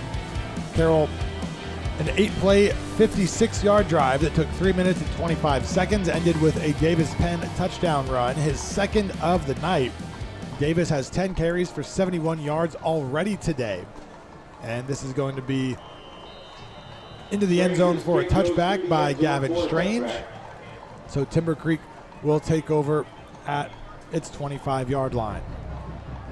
Yeah, I think the story of tonight, like most of the nights here with the Dragons we've seen so far this season, is field position, taking advantage of the opportunities you get, getting the ball at midfield or into enemy territory and taking advantage and getting the ball into the end zone. But I think great job by Davis Penn so far tonight. 71 yards rushing, doing an excellent job, and just, talking about a guy who's, not even year out from a completely new knee reconstructive surgery. On first down, they keep it on the ground. This is Darian Simmons on the carry, picks up a few yards. Timber Creek's offense has had flashes of success so far tonight. They've turned the ball over, though. That has, of course, hurt them. And then went for it on fourth down, had a bobbled snap that they recovered, but turned it over on downs. Yeah, I think they've had a lot of success, really just their best plays on first down. Here goes Brinkley. He's got first down yardage, slides to a stop along the Dragons sideline after he couldn't find anybody downfield, took off himself. And it's probably one of the better plays they've had tonight by Brinkley. We talked about, he's got that gunslinger mentality, Chris, that, he remind me, I'm not going to go too far and say Brett Favre-like, but he has the ability to get out of the pocket and he'll make those sidearm throws. He can do it with his legs. It's just about being consistent. Goes near sideline, intercepted. It's picked off by the Dragon, and it's going to be run back for the touchdown. Taven Coons, a pick six for Carroll, 41 yards to the house. You got to love Taven Coons. We talked about what he's doing on that corner position. Just comes in. He reads Brinkley the whole way, jumps the route. Tremendous job by Coons. We talked about Brinkley need to be consistent, but watch Coons here. Jumping the route. Incredible job by Taven Coons, and this is all him taking to the house. This young man is a special player. A big season ahead of this young man. His first interception of the season. First of the night for Carroll. Touchdown brought to you by Kim Bedwell Luxury Real Estate as Gavin Strange splits the uprights on the CLC point after try. So 7 points more for Carroll very quickly. 5 minutes and 52 seconds to go in the second quarter. It is Carroll 35 and Timber Creek nothing on the Dragons Sports Network. Hey everyone, this is Michael Baum, General Manager at Hearst and Louisville Autoplex. We are longtime supporters of all things Dragons. This season, if you want to show up to the game in style, come see me or Brees Higgins, where we have the largest selection of late model, high-end, pre-owned trucks and SUVs. As a family-owned and operated dealership, we'll treat you like part of our family. Come see us on either side of the Metroplex and get a new ride today. Shop us online 24/7 at HurstAutoplex.com. Go Dragons! Recoat Revolution, your one-day floor solution. I'm Joe Worrell, Southlake resident, Air Force veteran, and proud father of 2 dragons. Our one-day sandless, dustless process refreshes flooring without the mess, smell, and expense of traditional refinishing. If your floors have damage, wear from furniture, or even little dragon talons, we can tackle those issues to have you back in a clean home that night. Sandless, dustless, odorless, done by dinner. Recoat Revolution. Go Dragons! Dr. Angela Bowers. After the interception return for the touchdown, Gavin Strange kicks off. Fair caught by Goins. Dragons on top 35-0. Turnovers tonight brought to you by Paragon Designs. Turn over your next remodel or new home design to Paragon Designs. So Lane Brinkley and this Falcons offense will get another shot here with just under 6 minutes to go before halftime. Well, we talked about the story of Southlake so far this game. We talk about Timber Creek now. It is, a minimal game or getting opportunities, making a big play, and then turnover. And you can't have success against the Dragon defense by continually doing that. And Brinkley's got to settle in and not try to do too much. You're throwing across the field, doing those type of things. You've got to be careful, do what you're great at. So Brinkley on first down, looking to throw, going to take a deep shot down the middle of the field. It falls incomplete. Looking for Hudson Howard, the junior, in double coverage. Parker Harris running with him. Again, just trying to take a shot there on first down, trying to get vertical and trying to catch the Dragon defense napping here. But Parker Harris, great job, step for step, there to make the play. Hawkins back in there at running back on this series. We saw Simmons for a few plays last time Timber Creek had the ball. Two receivers each side. Brinkley looking to throw again. Faces pressure, trying to escape. Is going to be brought down in the backfield for a sack. Loses a few yards on the play as well. Getting up from the bottom of that pile for Carroll, Jake Lucky. A great job by Coach Bond on the play call. Just playing little games up front, bringing the defensive lineman coming around the top, flushing out Brinkley, forcing him to step in the pocket. And great job by the Carroll defensive line on just making the play and getting the sack. Sacks presented by Life's Medicine. Start your ultimate recovery with Life's Medicine, located on Southlake Boulevard. Brinkley sidearms it out in the flat, and flipped up and over is Hawkins after a short gain on the play. Kind of changed that arm angle to avoid the rush. Yeah, you'll see that from times when he gets in a predicament, he will go ahead and make that sidearm toss. And great job by Parker Harris coming in and making a big hit, slowing down the receiver. So fourth down, deep in their own territory. They are going to have to punt it away again. Unable to move the chains on this possession. Hicks on to punt it away, and Harris will be back to return it.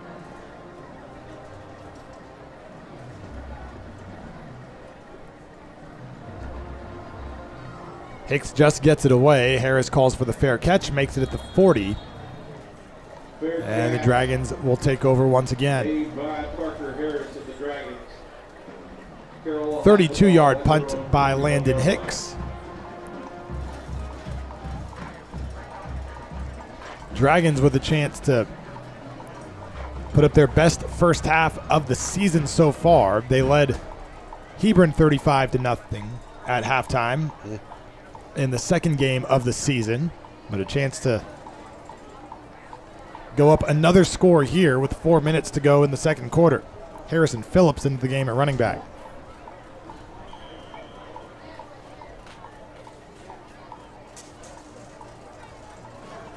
Jackamard in at receiver as well for the Dragons here. And they will keep it on the ground with Phillips on the left side. He's going to be hit and dropped at the 45-yard line after a gain of 4 on the play. Love seeing the burst by Phillips. He's a north and south guy. We've talked about him before. Again, just a sophomore, giving that depth to this running back room for Southlake. And when he hits that hole, he hits it hard. And a tremendous job on getting there and picking up 4 yards on the first down. 15 carries on the year coming in for 111 yards. Had a big opening week against Midland when Davis Penn was still out, coming back from that ACL. They fake it to Phillips this time, get it to Gunter at midfield. He falls forward to the 45. You've seen this a few times by Angel Renda tonight. Just those really quick tosses out there to the perimeter. Trying to catch them sleeping. They're using this offensive line to show run and trying to suck in the corners and the safeties a little bit, catch them napping. Jackamard, the lone receiver, right side of the screen. Knowles in motion on the left. On first down, they get it out to Knowles' left side. Has a blocker in front of him across the 40, 35-30. Free down the left sideline. They can't push him out of bounds. He hurdles over a defender, and they are going to say he stepped on the sideline. near the 20-yard line. Chris, talk about the moves. Knowles trying the to put together a moves for the highlight big reel. guy. Incredible. And again, we talked about the blocking on the perimeter. Watch Blake Gunter here again. Excellent block. Frees up Brody Knowles. And watch the big guy just toe dance on the sideline. Oh, gosh, he wanted that touchdown. Tremendous job by Brody Knowles. Moves the chains for a Dragon Den first down. This time they get it in a wide receiver screen left side. Short gain on the play. They keep him in bounds. And Chris, we haven't seen this set since Oklahoma and A&M in 1998, I believe. You had big Luke Wilson getting his dream come true there on the perimeter, sitting out there as a receiver blocking man. And that's something they've been repping, a while now, and it's great to see it finally hit the field. How excited do you guys get as linemen when they tell you to go line up somebody somewhere else? 100%. You try to get in your receiver stance. You try to do all those things. Do your best impression of Brock Boyd. Second down. Renda, right side, caught. Mackey inside the 10, inside the 5. Touchdown, Dragons. Caden Mackey puts Carroll over the 40-point mark in the first half. There is a flag down on the play near the 10-yard line.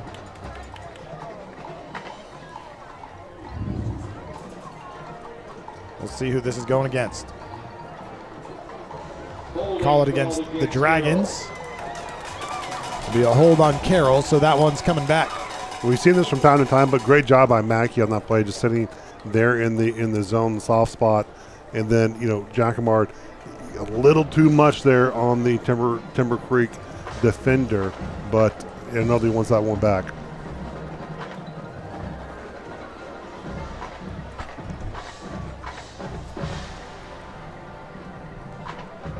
So coming up at halftime, we will visit with the mayor of Southlake, Sean McCaskill. That'll be on the Feed Store Barbecue halftime show coming up in a couple of minutes of game time. But first, work to do for this Dragon offense, trying to find the end zone one more time before halftime. Renda looking to throw over the middle. Caught, touchdown! Blake Gunter slips into the end zone untouched.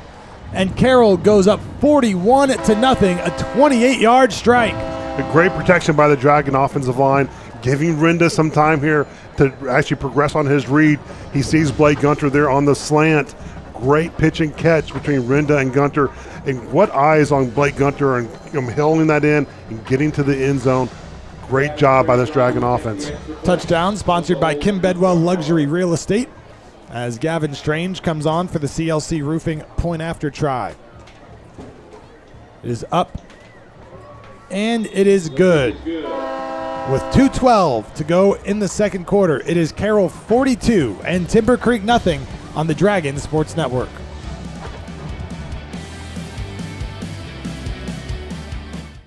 As a Dragon, it's all about protecting the tradition. As a church, it's our mission to make more deeply committed followers of Jesus. This is Todd Renner from White's Chapel in Southlake. For over 150 years, White's Chapel has been a part of this community. And though times have changed, our need for the gospel of Jesus Christ, our need to worship and grow and serve, our need to shine the light into the darkness hasn't. That's why White's Chapel is a church where tradition meets today. Hey, did you hear? Somebody didn't want Feed Store barbecue. That's right, it's true. One fella the other day, he wanted Feed Store chicken fried steak. And another asked for a Feed Store hamburger. And one scamp, well, he even had the nerve to ask for Feed Store burn-ins. Yeah, Feed Store is famous for its barbecue, but there's so much more. Order online at feedstorebbq.com and go Dragons.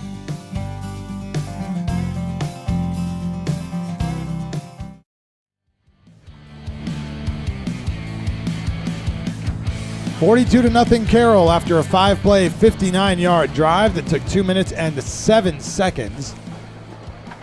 This is going to be a touchback off the foot of Gavin Strange. Capped off with a touchdown by Blake Gunter. So just like last week, top 3 targets for Angelo Renda have already found the end zone in Knowles, Boyd, and Gunter. So many weapons. It's pick your poison on who you want. And you have Davis Penn in the backfield. You had the receiving core, and I know Mackey had one called back. But I tell you what, this is just a potent offense. And again, they made a statement last week versus Trinity. And I can tell you how many texts I get during the week about this Carroll offense, this Carroll team, this defense.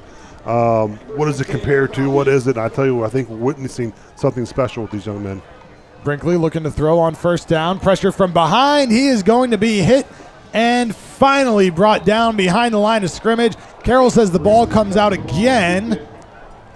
Let's see what the officials say. The officials, I believe, are ruling this down. William Chin's doing his best performance. He's trying to win an Oscar here. Looks like instead it will just be a sack by this defense, brought to you by Life's Medicine. Start your ultimate recovery with Life's Medicine, located on Southlake Boulevard. And that brings us to the 2-minute timeout here at the end of the first half. So we will take it as well. 2 minutes to go in the second quarter. It's Carroll 42 and Timber Creek nothing on the Dragon Sports Network. Dragon fans, the wait is over. The Dragon Den is your one-stop shop for spirit wear, gear, and everything green, black, and white. Show your pride and represent Southlake Carroll everywhere you go. Protect the tradition and shop at the Den. We are open every Tuesday and Thursday, 10 a.m. to 1 p.m., and all freshman, JV, and varsity home games. The Dragon Den is the perfect spot to gear up for game day. Go Dragon! Dragon fans, the wait is over. The Dragon Den. Texans have a bye this week.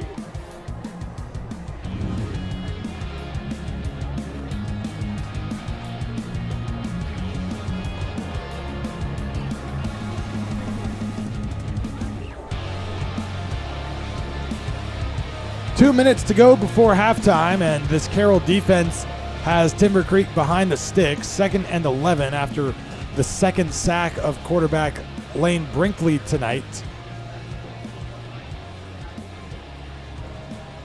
This Carroll defense has been all over Timber Creek. A little success early for the Falcons in the run game, but that has dried up as the Carroll lead has increased. Timber Creek's been going to the air more often. Yeah, you're looking at this Dragon defense. Only 5 up front there. You have 4 down linemen, then just one sitting home there in the back. Robbie Ladd is still managing to get to the quarterback and cause havoc. DeRayton Hawkins in there at running back. Brinkley looking to throw again.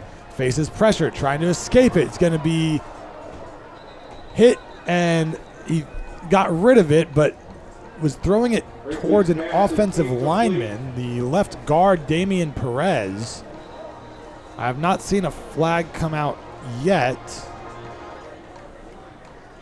That hit Crawford Taylor just put it on the quarterback. Brinkley took out the referee as well. We talked about these linemen for Timber Creek getting out of their stance, not that successful, not very quick, and I think it's showing up here latter part of the second quarter. The officials talking about it now.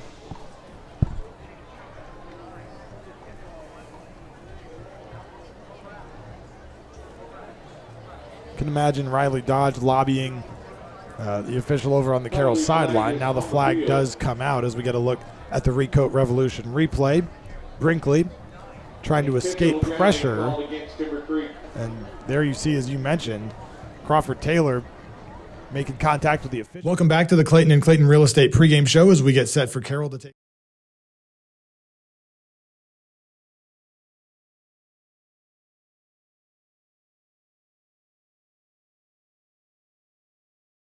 To this defensive line and what they're doing up front versus this offensive line, you've got to be awfully quick and you've got to get out of your pass set. You've got to get back to your spot. And if you can't get there, it's going to be a long day. So 3rd and a mile for the Falcons here. You've got to get all the way to the 25-yard line. Brinkley going to be brought down again. Carroll gets there in the backfield. Another sack brought to you by Life's Medicine, and it'll be 4th down. This is the craziest thing if you're at home watching. They're not really doing much, but just up front, they're just dominating the line of scrimmage, the old adage that we talk about.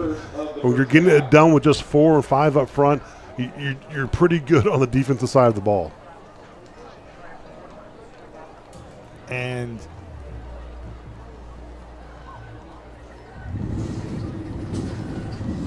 a timeout called by Riley Dodge here before this fourth down play, so we'll take it as well. With 1:42 to go before halftime, Carroll 42, Timber Creek nothing on the Dragons Sports Network. Hey, Dragons, athletes, fans, and champions of all kinds. I'm Dr. Isabel Lopez at Life's Medicine, and my team and I are here to help you feel, recover, and perform at your absolute best. From guided weight loss to hormone balance, we create a personalized game plan for peak health. Boost your recovery with cryotherapy, recharge with red light therapy, and fuel your body with our powerful Slim Shots.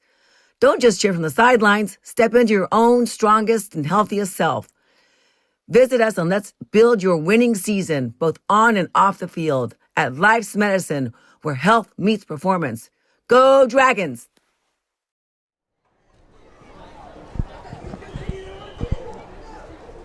Riley Dodge uses a timeout before Carroll gets the ball back, preserving a little bit of time on the clock as Landon Hicks will punt from his own end zone. Parker Harris back to receive. Low snap. Harris does get the punt away. Going to be fair caught by Harris. He dropped it, but was able to fall right on top of the football inside the 40-yard line. So another short field for Carroll. In fact, they might already be within a couple of yards of Gavin Strange field goal range. There's a flag on the play back in the end zone.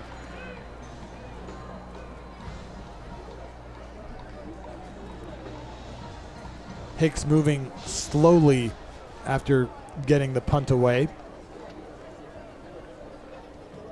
So the Dragon defense may be coming back onto the field here.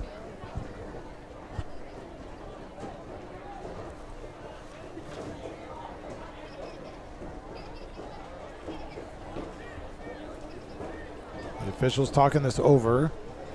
Head coach Austin Kane. I'm not sure if this is going to be a roughing the kicker. That's what it seems that it might be. The defense is still coming out to the side for Carroll. It's a situation that we saw in Byron Nelson as well. They had Byron Nelson pinned back deep, almost in the exact same location, and went after the kicker, got a penalty. Byron Nelson had an opportunity to get the ball back out. We'll see what they call here.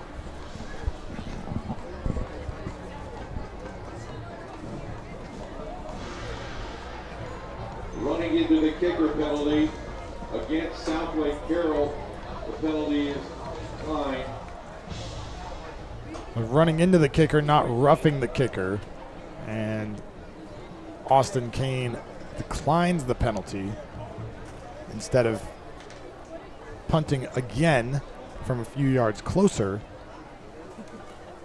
Carroll take possession at the Timber They'll Creek just 38-yard line. let Carroll have the ball where it fell. But still, maybe an opportunity to re-kick. I'm not sure why you would decline it. I mean, just to get it out of the territory. I mean, if I was Coach Kane. Give you 5-10 more yards maybe that the Dragons would have to cover. The officials all still standing over the ball. Now finally ready to go here with about a minute and a half to go and 38 yards to go before halftime in the end zone for the Dragons. So they bring a receiver in motion. That's Jacquemart moving left to right. Dragons still with 2 timeouts. Renda completes it to Jacquemart at the 40-yard line, goes across the 35. Carroll getting a chance here to use its 2-minute offense, hurrying back to the line of scrimmage. And again, this is a great opportunity for the offense. You know, not getting a whole lot of opportunity for 2-minute drills, but it's something they've got to practice because as the season progresses, getting the playoffs, these are going to be key opportunities. And you want to see a high-level execution if you're Riley Dodge in this offense. Jacob Bobrovsky into the game at tight end for Carroll now. Jacquemart and Knowles go out to the left side.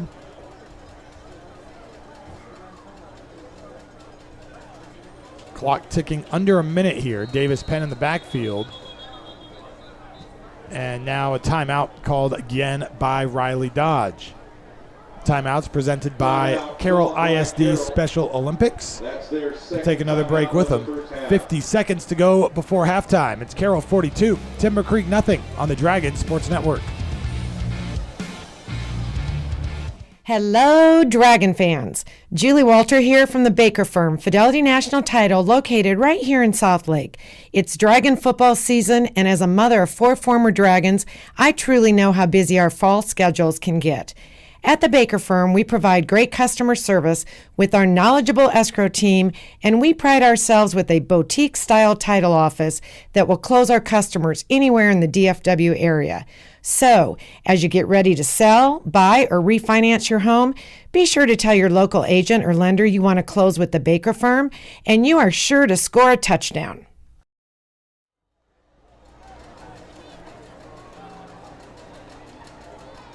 Out of the timeout, 50 seconds to go in the second quarter. Carroll seeing if it can punch it in one more time before halftime. Renda will go to the air this time, under pressure, throws right sideline, incomplete. The intended target was Luke Jacquemard. Incomplete pass does stop the clock, though. We talked about some different looks that Riley might be putting on the field. The play before this, they have Brokowski lined up next to Nathan Domraki, and then Tristan Deere on the other side of him, almost in a tight end spot. So, trying to get some different looks out there, keep the defense guessing. Ultimately, Dodge and company want to try to execute here before the end of half. Carroll has converted both of the third downs that it's faced so far tonight. 2 receivers each side, split them way wide as Gunter goes in motion to the slot left. Renda throws, finds Gunter at the 20-yard line, diving forward to the 25-yard line for the Dragon Den first down. Clock continues to run. 1 timeout left for the Dragons. Again, get up and get it to the ball. You got to have a sense of urgency. Great job by Blake Gunter on the pitch and catch between Renda and him, getting the first down, getting his name called again, third down, getting that first down. And whistles blow again here before the ball was snapped. And Carroll is going to use its final timeout. We'll take the break as well. Under 30 seconds to go now before halftime. It is Carroll 42, Timber Creek nothing on the Dragon Sports Network. Hey Dragon fans, this is Robert Clayton with the Clayton team at Clayton Real Estate. Karen Young and I have been proudly serving Southlake for over 30 years in residential resale, family owned and operated, and former Dragons. Being a Dragon graduate, you truly understand what it means to be a Dragon. Tradition, excellence, and a winning team. That's what we provide our clients, the best service and experience in the industry with a winning tradition. Dragons representing Dragons. Call us today at 817-894-4152 or visit us on the web at www.dragonrealtors.com. Go Dragons.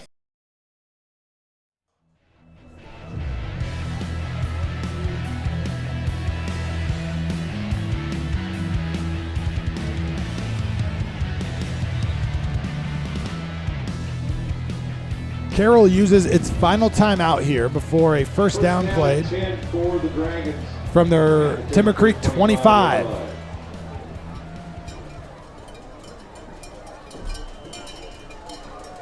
Carroll,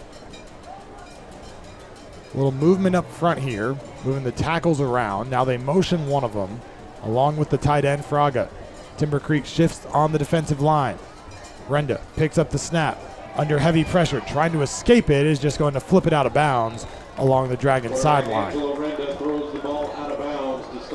That's the most I've ever seen linemen in motion on a play, Chris. Back and forth, and then big Luke Wilson going on the opposite side of the formation. Again, trying to get some different looks, I think, this Coach Dodge is doing for not only Timber Creek, but people who turn on the film.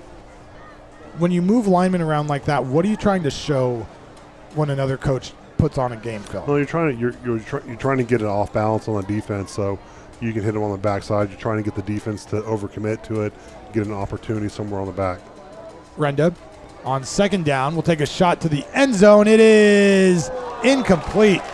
Looking for Knowles. in coverage was Goins. It'll be third down. Again, got the coverage. He won it on Brody Knowles. And again, maybe throw the ball just a tad bit higher for only where Brody Knowles can catch it on his big 6'6" frame.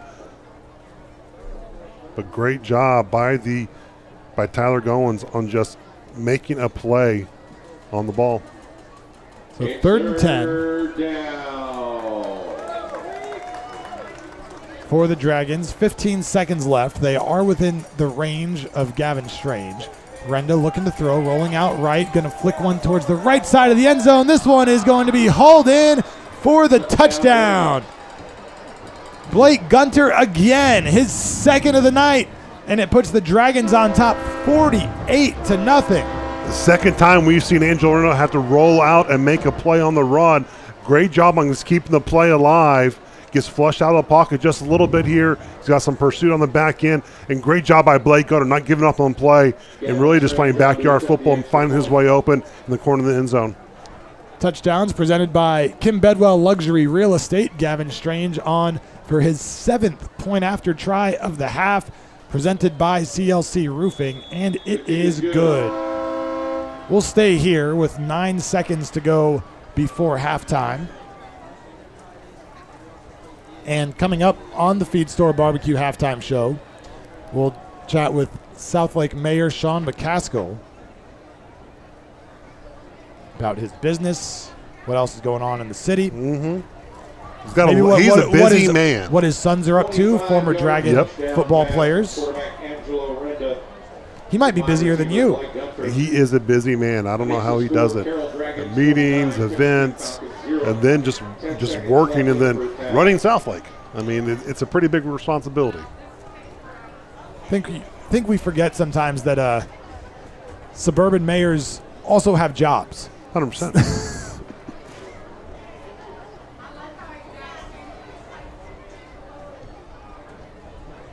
Well, Carroll will kick it away. Under 10 seconds to go in the second quarter. Dragons with their high-scoring half of the year, 49 points. Time going, Southlake average back to receive the kick.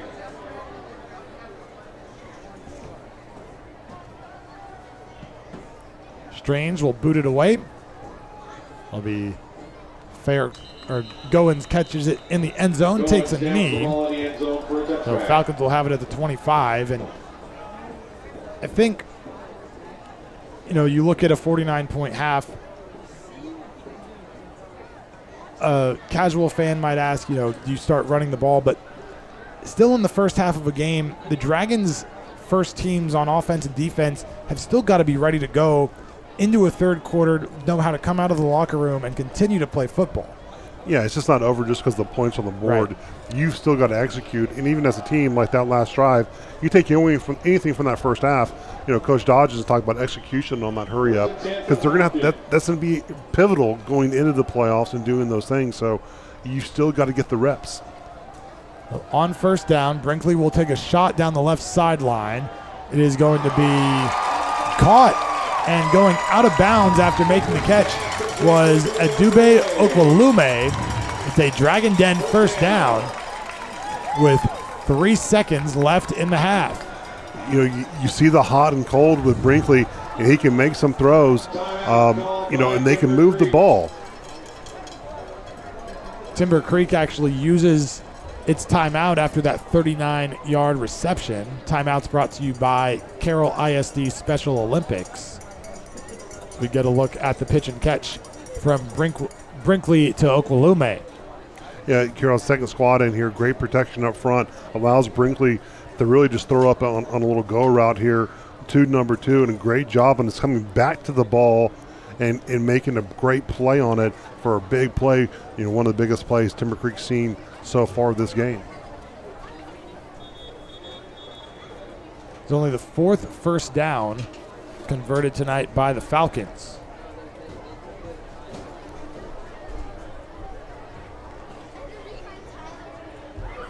So they'll have time to take one shot at the end zone here with 3 seconds on the clock before the half comes to an end.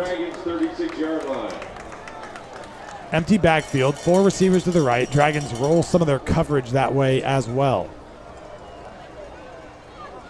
Brinkley going to heave one inside the 5. It's up for grabs, and it's incomplete. A couple of the Dragon defenders probably wanted that pick, but it falls harmlessly to the turf, and Carroll will head to the locker room up 49. What an incredible half by the Dragons. Great job on executing on the opportunities given, winning the turnover battle. Well, we will take a timeout here from Keller ISD Athletic Complex. On the other side, we will have the Feed Store Barbecue halftime show. The score after 2 quarters of play, Carroll 49 and Timber Creek nothing on the Dragon Sports Network.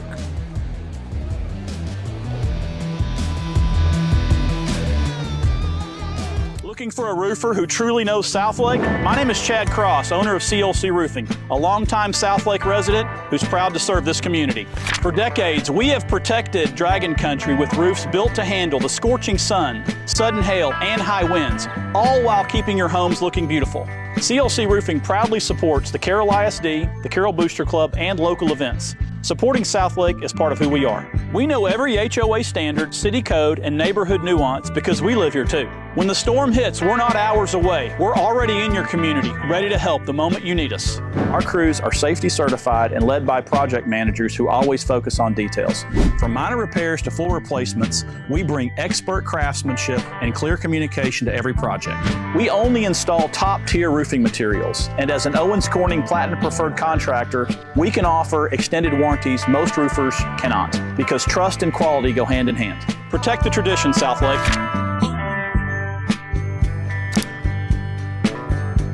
Southlake Dermatology offers specialized acne regimens using a combination of prescriptions and procedures that are covered by insurance.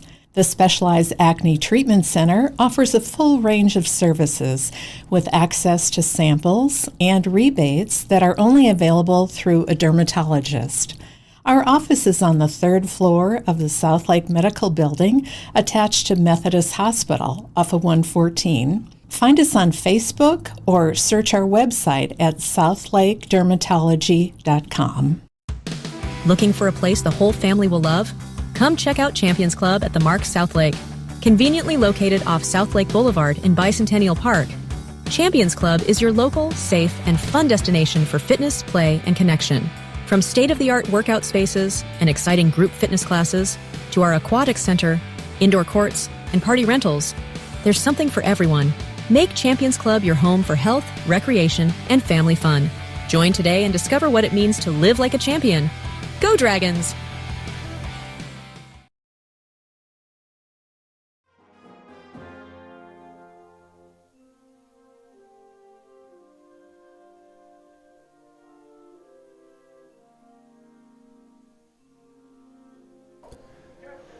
Welcome back to Keller ISD Athletic Complex. Chris Blake and Robert Clayton. Carroll up 49-0 on Timber Creek at halftime as we welcome you into the Feed Store Barbecue halftime show.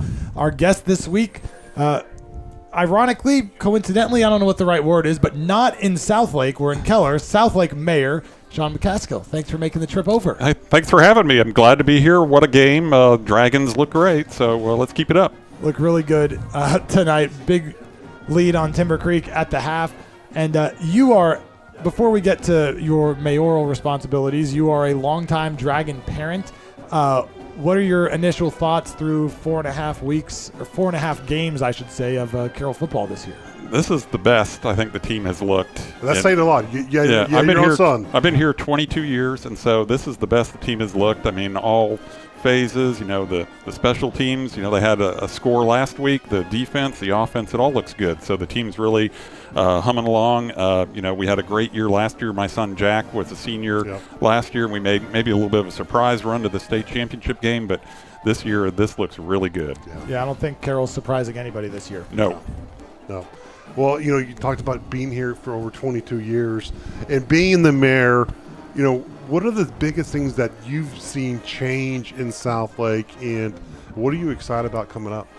Well, the best part about what I've done and been involved with on city council since 2015 is we've really tried to balance keeping the feel and the look of the community. We pride ourselves on being like a small town feel, kind of a little bit old-fashioned, low density, a lot of green space, but have all the stuff. We have like the Apple Store. We have all the great steakhouses, of course, Town Square. So that's really been kind of the mission over the last 10 years, is to not mess it up and keep that sort of feel that we're proud of, and kind of the look and feel of Southlake that everyone moved to Southlake for, but have all the things that you would otherwise have to go to Dallas or Fort Worth for. Yeah, read over the summer you presented numbers to the Chamber of Commerce about the sales tax revenue in Southlake growing to over $40 million. It's because of a lot of those things that people from neighboring communities come into Southlake to do. That's absolutely right. Since I've been involved over the last 10 years, that sales tax number has always been about 75% of it coming from people who don't live in Southlake. So, every other year we do a citizen satisfaction survey, and the number one concern or complaint is traffic. But then when I put on my mayor's hat, I go, the traffic are those people who are coming in from our neighboring communities, going to our restaurants, going to Town Square and shopping. So we kind of look at it like, I can deal with the traffic a little bit because I know there's money coming in there, and we use that money to pay for our parks and our sports fields and all that. So, it's a blessing to have, people coming to our city, visiting, spending their money, so we can deal with a little bit of traffic. Well, y'all do such a terrific job. I mean, just as a kid growing up in Southlake and seeing it develop, when all you had was a Walmart and a Dairy Queen, and then we were so excited we had a McDonald's come in there near Davis. I took my my senior pictures at the gazebo that opened in Town Square. The first moment it opened, we took our pictures there, and just to see how it was developed in really keeping true to really the thought process that started such a long time ago. And like you mentioned, just keeping it together, and then getting the people from outside and making Southlake a destination and a place that you just don't want to raise your kids and leave. You want to stay forever. Yeah, we're seeing that. I think, that's I'm in that demographic where my youngest graduated from high school last year, but we're not planning on going anywhere. Right. We're seeing that where there's a lot of people who are empty nesters or whatever, and they love their house, or they love their neighborhood and their neighbors, or they love the city in general.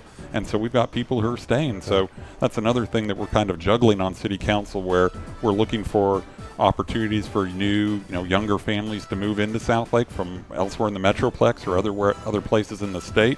And so that's a challenge that we're looking at, but we'll navigate that, and we're not going to change the look and feel of the city. Again, that's so important to everyone, but we'll figure that out. That's what Chris says to me sometimes, like, hey, can we get you out of your bubble? Sometimes I go, I love my bubble. I don't have to go anywhere. I want the 2-3 mile radius of everything I could ever want for, and it wasn't always the case. So it's a pretty unique place. So thank you, Mayor. It's a pleasure. We got a great team. Our city council, there's 7 of us. We're kind of like a board of directors, but we have a city staff that works, every day. Absolutely. They manage the city, everything from our police and fire departments, our parks department, public works that handles all of our roads and stuff underground, like water lines and sewer lines. It's a lot of moving parts that nobody would really ever know about, and we hopefully never have to really talk about, because everything seems to be working. But the city's going to turn 70 years old next year, so there's some infrastructure that we're looking to try to get ahead of and fix it before it breaks. So you'll see some projects coming through where we try to replace some water lines and sewer lines. Just it's just a remodeling. That's kind of where we're at in our history. Not necessarily an infrastructure project. Well, could classify it as a bit of an infrastructure project, but a new library in the works as well for the city. Also going to be a Veterans Memorial as well. What's the update on that project? Yep, that's it. That's in progress. We've been talking about a new library for a long time. It's right now, it's in the basement basically of Town Hall, and that was supposed to be a temporary thing 20 years ago, but it's still there. And so there's a demand for it, and so we've been looking at different areas of town, where to put it, where's the best spot where people will use it. So I think we've settled on across the street from Rockenbaugh Elementary School. Awesome. There's some land that the city owns there. And the story with the Veterans Memorial, this came to us from a group of veterans, local veterans, who are like, why don't we have this? And sort of looked at each other like, I don't know why we don't have this. So we started thinking about it, and we thought maybe this could be an opportunity to put the two of them together, have a veterans library or veterans memorial, and have a library that's really focused on military heroes and military history, make it maybe a little bit different than some of our neighboring cities. So we've got that out with some consultants to sketch it up and see what we can do on that piece of property. But I'd expect next year, after the holiday season, we'll have some plans to present to everyone. We'll get everyone's feedback. Incredible. Like we always do. There's a lot of smart people in Southlake with great ideas, and we're happy to use those ideas. So I think you'll hear more about that next year, and then we'll push forward. And speaking of the holiday season, Town Square is always a festive place to be as we get into the fall, into Thanksgiving, into Christmas. What are some of the things you're looking forward to there? Well, we do have great holiday things going on. Back in July for Stars and Stripes on July 3rd, we had a record crowd. Of course, the weather was pretty good. It wasn't as hot as usual. Right. So the way we figured it, we had 23,000 people in Town Square for that event.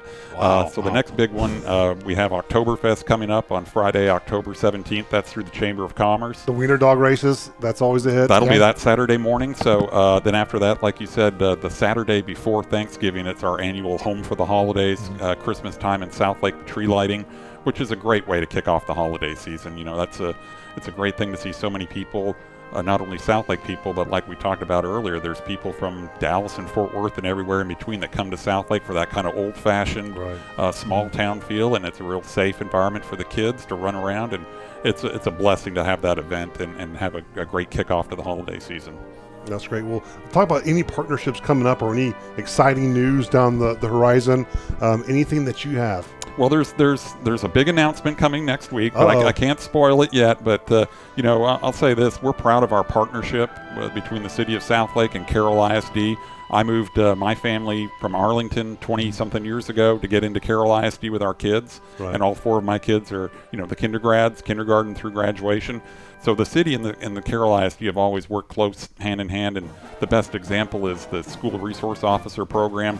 The SROs are Southlake Police, and we pay for that program. The city pays for that program free of charge to Carroll ISD, and that's the right way to do it. Not every city and school district has that arrangement. So that's a great example of the partnership between the city of Southlake and Carroll ISD, and we may have a surprise to announce next week and something along those lines, but I'll just leave it at that. Oh, that's exciting. I tell you what, I can't commend you anymore for having that partnership, because having that synergy between the ISD and the city is so important. It is, especially with infrastructure or anything that you can help each other with.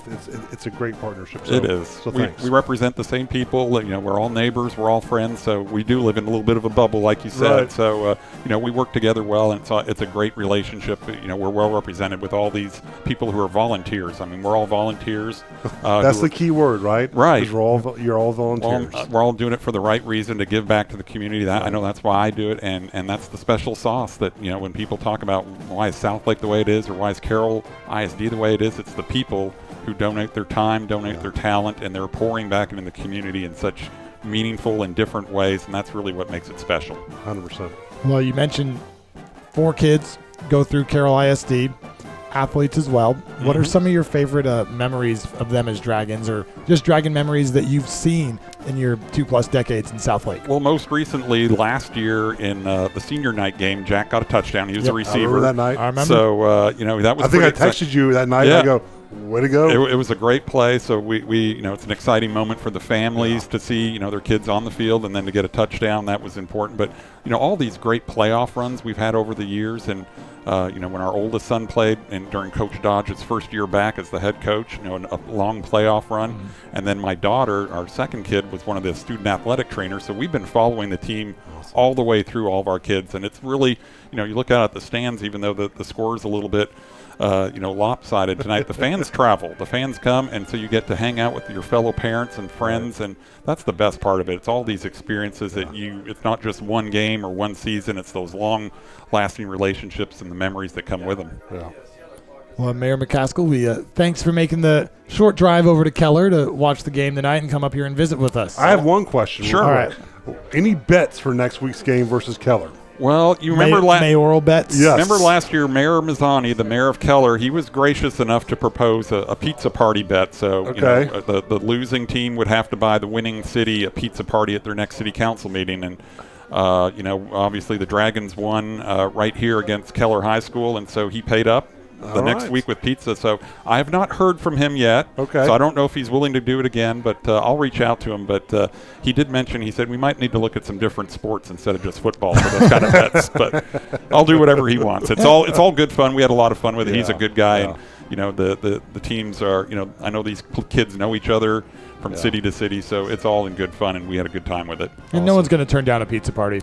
No, we were happy. I was kind of looking for barbecue, but maybe I'll propose that this year. We had pizza last year, so maybe barbecue this year. All right. Well, May McCaskill, again, thanks for the time, and appreciate it. We'll talk to you down the road. All right. Thanks, guys. Go Thank Dragons. You, Go Dragons. Southlake Mayor Sean McCaskill joining us in the booth at halftime here at Keller ISD Athletic Complex. Dragons up 49-0 on Timber Creek. The Feed Store Barbecue halftime show continues in just a moment on the Dragon Sports Network. For mission-critical business litigation in Texas, business owners and executives trust Sean McCaskill and the law firm of Godwin Bowman PC. My wife Laura and I are 20-year residents of Southlake and the proud parents of 4 dragons. I've been a dedicated volunteer in Southlake for the past 13 years, including serving 7 years on Southlake City Council. I'm the president and managing shareholder at Godwin Bowman, which was established in Dallas in 1980 to serve clients with business litigation issues all the way to the Texas Supreme Court. I've been with the firm for over 20 years, and I'm board certified in civil appellate law by the Texas Board of Legal Specialization. Please consider me, Sean McCaskill, and the law firm of Godwin Bowman for your business litigation needs. Please visit our website at www.godwinbowman.com for more information. I promise you that we'll provide big city experience together with small town service. Hello, Dragon fans. It's no secret, Southlake Carroll students have a long history of success. Protect the Tradition speaks to the success Carroll students have achieved in the past, both on and off the field. Games aren't won on game day. It's hours and hours of practice, working together, and trust in the process that builds confidence that leads our students to achieve extraordinary results. Like the Dragons, our team at Mills Wealth has a long history of success. We're celebrating our 25th year anniversary of helping clients make wise decisions about money. If we can help you, check us out online at millswealthadvisors.com. For your next family get-together, church event, or corporate outing, well, leave the cooking to Feed Store Barbecue in Southlake. Feed Store has everything you need to make everyone happy, with delicious barbecue, fixings, and desserts. And the best part, they'll set it all up for you, and they'll take it away when you're done. All you have to do is eat. Call us at 817-488-1445 or online at feedstorebbq.com. Go Dragons.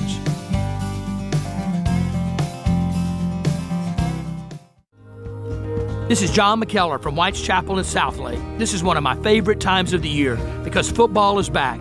The Dragons are all about tradition, and White's Chapel is no different. For over 150 years, White's Chapel has been at the heart of this community. We're a church that preaches a message of grace and love. We'd like to invite you to join us for worship this weekend. Go Dragons! Talk is cheap when it comes to saving our country. We're not just any cell phone service provider. We're Patriot Mobile.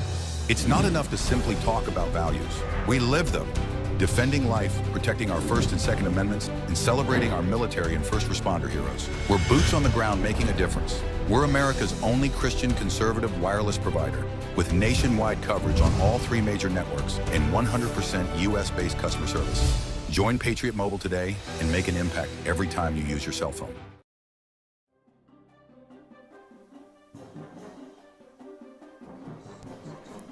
Dragons lead Timber Creek 49-0 at halftime at Keller ISD Athletic Complex. Feed Store Barbecue halftime show continues as the Timber Creek Band performs here in Keller. Let's get you some of the stats from the first half, thanks to our statistician Scott Farrell tonight. From the team standpoint, Carroll 279 total yards to 116 for Timber Creek. Dragons have done it with 90 on the ground, 189 through the air. Timber Creek, meanwhile, 89 passing yards, 27 yards on the ground. Carroll's been perfect on third down, 4 of 4. Timber Creek, meanwhile, just 1 of 6 on third down, 0 of 1 on fourth down. That was when Lane Brinkley, the quarterback, fumbled a fourth down snap, fell on it, and turned the ball over on downs. 2 penalties for each team. Carroll has not punted. Timber Creek has punted 4 times for an average of 33 yards. Individually for the Dragons, 8 different players have carried the ball. Starting with Davis Penn, he leads the way with 10 touches for 71 yards and 2 touchdowns. Brooks Biggers has 1 carry for 3 yards. The quarterback, Angelo Rendo, 1 scramble for 12 yards. And Harrison Phillips, the sophomore, 1 tote for 4 yards. Rendo through the air tonight, 13 of 21 for 3 touchdowns, 1 interception, and 189 yards. 7 of those completions, 7 have gone to Blake Gunter for 96 yards and 2 scores. So the junior having a heck of a night for the Dragons. Brody Knowles, 2 catches, 67 yards and a score. Brock Boyd, 3 catches for 21 yards. Luke Jacquemart, 1 catch for 5 yards for Carroll. For Timber Creek, the quarterback Lane Brinkley is 8 of 15, 89 yards, 1 interception. The leading rusher is Deraylon Hawkins, 6 carries for 11 yards. And leading receivers are Ty Goins, 2 catches for 24 yards, and Abube Okwalume, 1 catch for 31 yards for the Falcons. So that's a look at some of the numbers here in the first half for Timber Creek. We'll take another timeout. Come back with more on the Feed Store Barbecue halftime show in just a moment on the Dragon Sports Network. Are you considering buying or selling your home in Southlake? I'm Kim Bedwell with Briggs Freeman Sotheby's International Realty, and I would love to assist you. Recognized as one of the top professionals in Southlake by both industry peers and clients, I am a proud mother of 2 dragons and have been a resident of this amazing community for over 20 years. I know Southlake inside and out, and I am committed to ensuring your real estate journey is seamless and successful. You can find me at kimbedwell.com. Kim Bedwell Real Estate, delivering the highest level of experience and results in Southlake and beyond. Go Dragons! Hey everyone, this is Michael Baum, General Manager at Hearst and Louisville Autoplex. We are longtime supporters of all things Dragons. This season, if you want to show up to the game in style, come see me or Brees Higgins, where we have the largest selection of late model, high-end, pre-owned trucks and SUVs. As a family-owned and operated dealership, we'll treat you like part of our family. Come see us on either side of the Metroplex and get a new ride today. Shop us online 24/7 at HurstAutoplex.com. Go Dragons! Recoat Revolution, your one-day floor solution. I'm Joe Worrell, Southlake resident, Air Force veteran, and proud father of 2 dragons. Our one-day sandless, dustless process refreshes flooring without the mess, smell, and expense of traditional refinishing. If your floors have damage, wear from furniture, or even little dragon talons, we can tackle those issues to have you back in a clean home that night. Sandless, dustless, odorless, done by dinner. Recoat Revolution. Go Dragons! Dragon fans, the wait is over. The Dragon Den is your one-stop shop for spirit wear, gear, and everything green, black, and white. Show your pride and represent Southlake Carroll everywhere you go. Protect the tradition and shop at the Den. We are open every Tuesday and Thursday, 10 a.m. to 1 p.m., and all freshman, JV, and varsity home games. The Dragon Den is the perfect spot to gear up for game day. Go Dragons!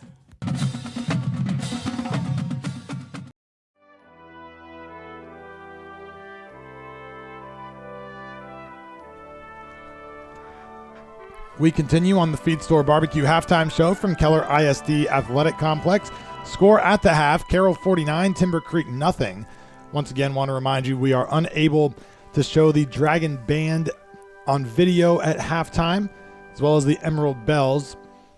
Just wanted to give that disclaimer as we continue on the halftime show. We had a good conversation with Southlake Mayor Sean McCaskill, ran down some of the first half stats. Now we are going to take a look at Robert's Replay Room, our new 2.0 feature on the broadcast this year. The highly functional replay, and it sometimes views your error by anything, getting better each and every week. So we take a look at this. Someone gave Robert a telestrator this year, and this is the result. We get a turnover here. First one for the Dragons on the fumble by the Timber Creek running back, Darian Simmons. You see, it's just a little zone read here. You know, you have Simmons coming here, and then he's going to hit it backside, or you have the pulling guard here. And great job by Parker Harris right here. We talked about his impact on just the play from last week, just creating turnovers. Again, creating another big turnover for the Dragons. Replays tonight brought to you by Recoat Revolution, as we take a look at one of Angelo Renda's touchdown passes, finding Brody Knowles in the front corner of the end zone. You talk about getting a little pressure here from Timber Creek.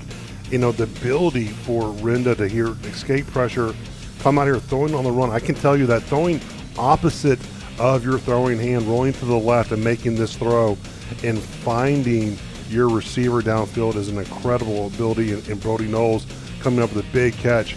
That's one of the biggest plays I've seen Angel Renda make, just throwing on a run, escapability, and throwing against the body. Renda again looking to throw here is going to find Brock Boyd for a touchdown, of his top targets, and Carroll's all-time leader in receiving yards. And this is just getting, Boyd there on the one-on-one coverage on the side, on the corner, and then getting past the defender there on 22. It's just a tremendous job. And watch the eyes of Brock Boyd just getting into the end zone. He's been doing that all year so far. Timber Creek ball on this possession. This is the pick six by Taven Kuntz. Jumping the route and taking it all the way to the end zone for 6. We're talking about Taven Kuntz, what he's brought to this cornerback position. Watch the eyes here of Brinkley here. He just stares down the receiver. And watch what Taven Kuntz just jumps the route. What a terrific job. Concentration, getting the ball in and taking it to a pick six.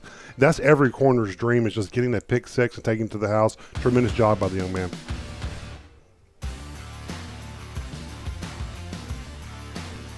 For the Dragons, our final look here in the replay room. Renda, another one where he escaped the pocket, throws one up to the end zone, and Blake Gunter hauls it in, his second touchdown reception of the night. Another throw by Renda, just escaping the pocket.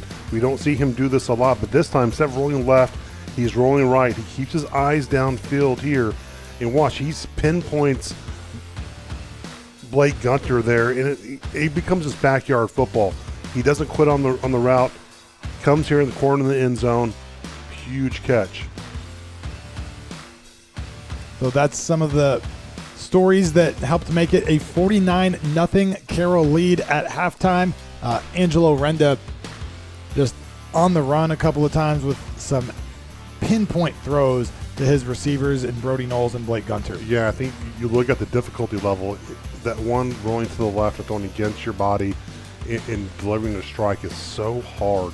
And he did such a great job, and then rolling to your right and then just playing backyard football, finding the guy open in the end zone, not giving up on the play. Well, we are just about ready to start the third quarter. Timber Creek Band is wrapping up its performance at halftime, so when we come back, we'll have the second half kickoff. Feed Store Barbecue halftime show continues on the Dragon Sports Network. Hey, Dragons, athletes, fans, and champions of all kinds. I'm Dr. Isabel Lopez at Life's Medicine, and my team and I are here to help you feel, recover, and perform at your absolute best. From guided weight loss to hormone balance, we create a personalized game plan for peak health. Boost your recovery with cryotherapy, recharge with red light therapy, and fuel your body with our powerful Slim Shots. Don't just cheer from the sidelines. Step into your own strongest and healthiest self. Visit us and let's build your winning season, both on and off the field, at Life's Medicine, where health meets performance. Go Dragons! Hey, you Dragon fans, it's Julie Walter with the Baker Firm, Fidelity National Title in Southlake. I have some great news for all you homeowners. With school and football in full swing, this season will still be a great time to buy, sell, or refinance your home. At the start of football season, we will still see families moving into the Southlake area. Call your friends at the Baker Firm to get more information, and I promise you we will provide a smooth closing from beginning to end for your Dragon family. With our real estate attorney, Chris Baker, on hand 24/7, you will be sure to score a touchdown closing in our office. Protect the tradition with the Baker Firm. Feed Store Barbecue on Whitechapel Boulevard in Southlake's been serving up great food to Dragon fans for over 20 years. Chopped brisket, pulled pork, and their signature ribs are just some of the reasons that people in Dragon Nation love Feed Store Barbecue. Call-in orders are welcome. They'd be happy to bring it out to your car if you want them to, or your truck. Order online at feedstorebbq.com and go Dragons.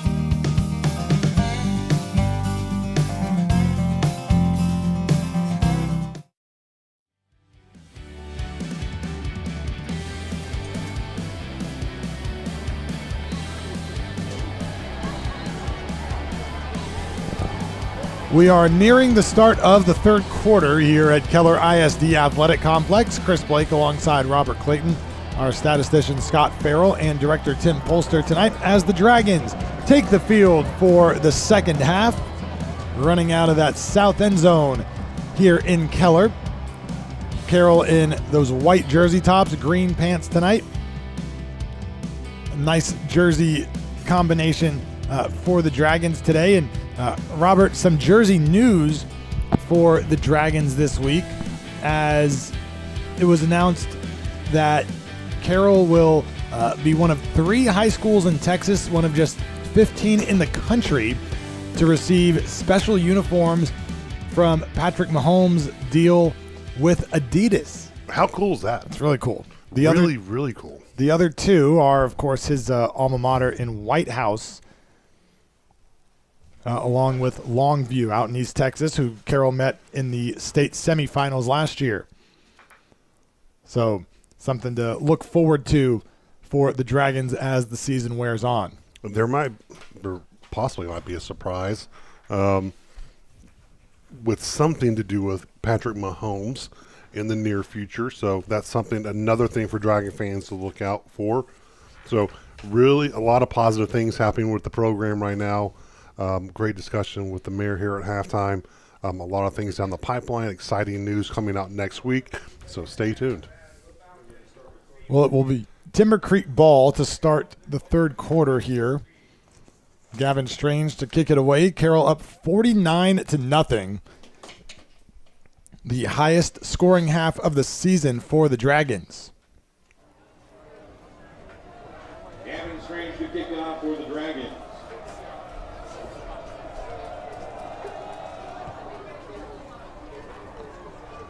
Fair catch called for once again by Timber Creek, made by Blaine Everidge. And Timber Creek's offense will just try to get something going here against Carroll in the third quarter. Yeah, I think we saw flashes in the first half, even though it's 49-0. You saw some positive things from Brinkley, then you saw some things that you wish you took away. But what they did great was success on first down. They usually got 4 to 5 yards. That set them up in a good position to convert second and third, and then they just kind of shot themselves in the foot. Well, the second defense out there for the Dragons right now, Nate Martin, Caden Hodges, Kyle Duras, and Sam Erickson up front for Carroll right now as they pitch it here on first down, coming around the end, and tackled in the backfield for a loss is the ball carrier for Timber Creek. Trent Fergal, what a play. We talked about him in the first half, what he can do there on the edge, coming and playing that same position that William Chin does. He does such a terrific job, and just a sophomore, incredibly athletic. He had an older brother play here at Carroll as well, went on to play at SMU. The running back Darian Simmons on that carry. Second down and 12. Ace Slavin into the game at linebacker for Carroll, along with Weston Duffy. As they keep it on the ground here on second down, pushing the pile up the middle, this Timber Creek offensive line, as Simmons is finally whistled down at the 29-yard line. What's really exciting here, Chris, you can see the sidelines of the guys, and a lot of them are the starters. You see William Chin holding up signs and really getting enthusiastic for these second-team guys. And that's what you love to see as a coach. You're getting up, you're getting the sidelines up, even though it's a 49-0 game. You're trying to rally the troops and get them excited for this first possession. Timber Creek converted its first third down try. Since then, 0 for 5. Now 3rd and 6 from the 29-yard line. They send a receiver in motion. Brinkley looking to throw. Going to be chased out to his right, still on the run. Going to try to tuck it and run for the first down himself. Is going to get close near the Dragons sideline. And I think they're going to mark him right at the sticks. And Brinkley can do that. That's one of the scouting report from last week was, if you give him opportunity to escape the pocket, he's going to take advantage of it, and he's pretty successful in getting that first down. They will move the chains. The defensive backfield for Carroll now has Rodriguez, Trent Fergal, as you mentioned, Brody Bourgeois, along with Luke McCauley, Weston Duffy, and Landon Harris. On first down, this time it's Hawkins trying to bounce it outside, going to be tripped up, taken down by the Dragon defense. And these some great experience for these Dragon defenders coming up, making a big play there on the edge. You know, going against these ones, these second team guys from Southlake, they've seen the first team of majority of all teams so far this year, especially an extended stance last week versus Trinity. We're getting a chance here to try to stop the Falcons' first team offense. 2.5 minutes into the quarter. Brinkley looking to throw under pressure. Going to try to run again across the 45. Slides down with first down yardage. A Dragon Den first down, shy of the 50. Yeah, they're doing a great job of just getting pressure on Brinkley, and Brinkley's just doing a good job of just escaping the pocket, using his feet, getting the first down, doing it methodically. So first down at the 46.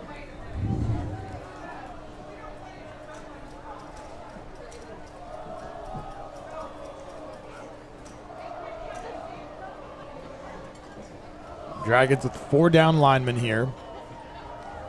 Slavin, the linebacker, in the middle.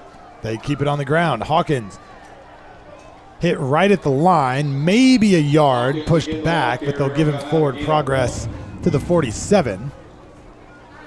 One of the first ones in on the stop, Kyle Duras. Great job by Duras. So they're trying to get behind that big right guard, that sophomore for Timber Creek, Jordan Sayah. And that's one person that Coach Kane said is they have big hopes for later on in his development. They have they think he's going to be a special player there at right guard. Really big young man there. A 2nd and 9. One receiver, the bottom of the screen, wide to the left. Throwing over the middle, bobbled, nearly picked off, went in and out of the hands of Hudson Howard. And Carroll almost had it on a tip drill. Great job. It was a good hold by Brinkley and just trying to get the RPO and just hold the defenders back, holding as long as he could. Good slant route, just missing by just a little bit. So 3rd and long. Hawkins stays in the game at running back. 2 big receivers to the right side in Williams and Howard.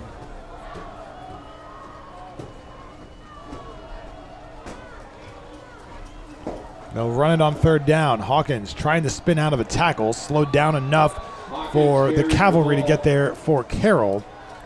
First guy to make contact with him again was Duras. Great job by Duras. You know, surrounded by A. Slavin as well, making the stop. Big stop for that linebacking core. They've been tested here by Brinkley, just being able to get out of the pocket and try to make plays. Great job by this Dragon defense. So 4th down now for the Falcons. They'll punt it away. Hicks the punt. Harris will receive for Carroll. This is the only 4-6A matchup tonight. Everybody else plays tomorrow. Hicks punts it away. End over end. Short kick. Hits at the 25. Takes a Timber Creek roll inside the 15. Comes to a stop at the 9.5-yard line. And the Dragon offense will take over there. This is the toughest field position I think Southlake has had maybe all year in terms inside the 10 on going the distance, rolling out here with the second unit, which you'll see Carlos Galindo at left tackle, Clayton Johnson at left guard, Christian Gonzalez at center, Robbie Collins at right guard, and Nick Wilson at right tackle.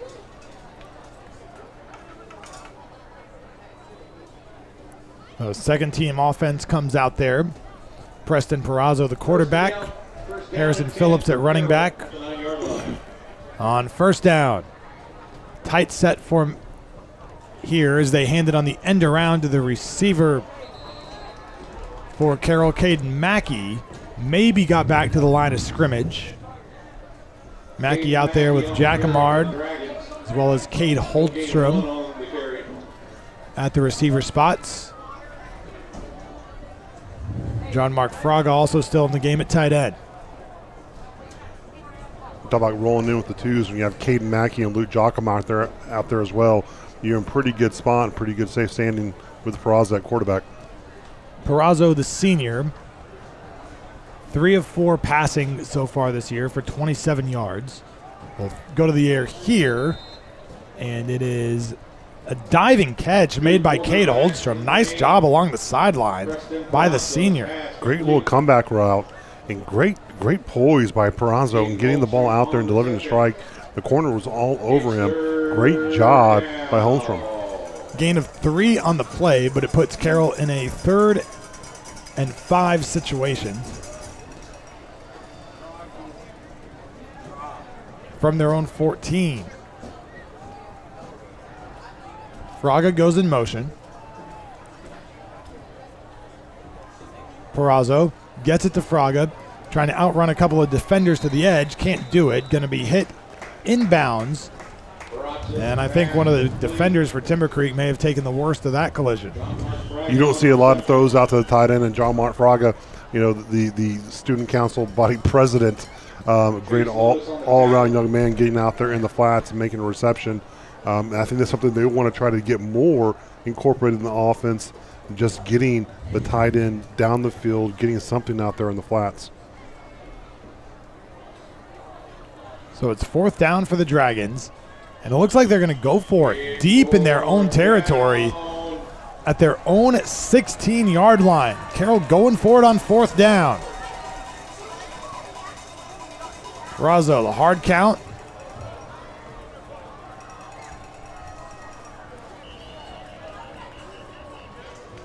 Now the whistles blow. They were trying to get Timber Creek to jump, but Carroll, the one that jumps for the false start. Dragons will back up 5 yards, and the punt team will come on.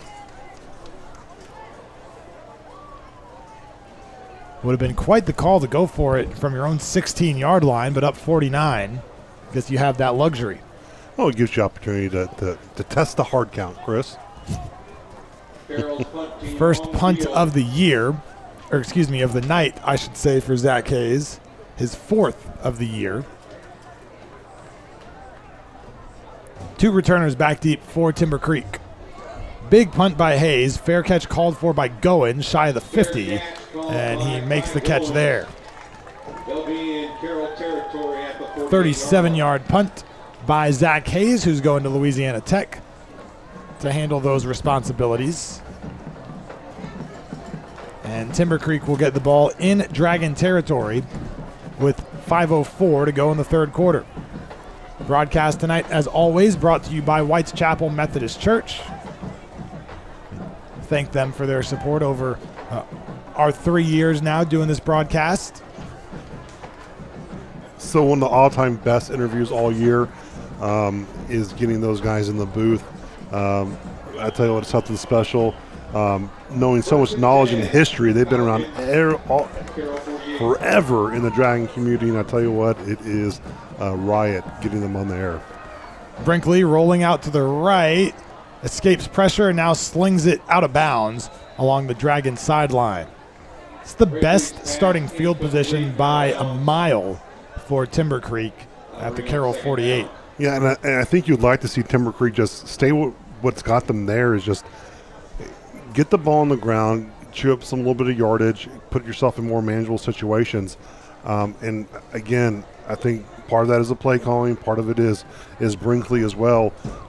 But do what you do good, and they had some success in the first half. You'd like to see them go back to it, get some points on the board. So 2nd and 10 after the incomplete pass. Receiver goes in motion. They do keep it on the ground this time. Listening to you on the play call.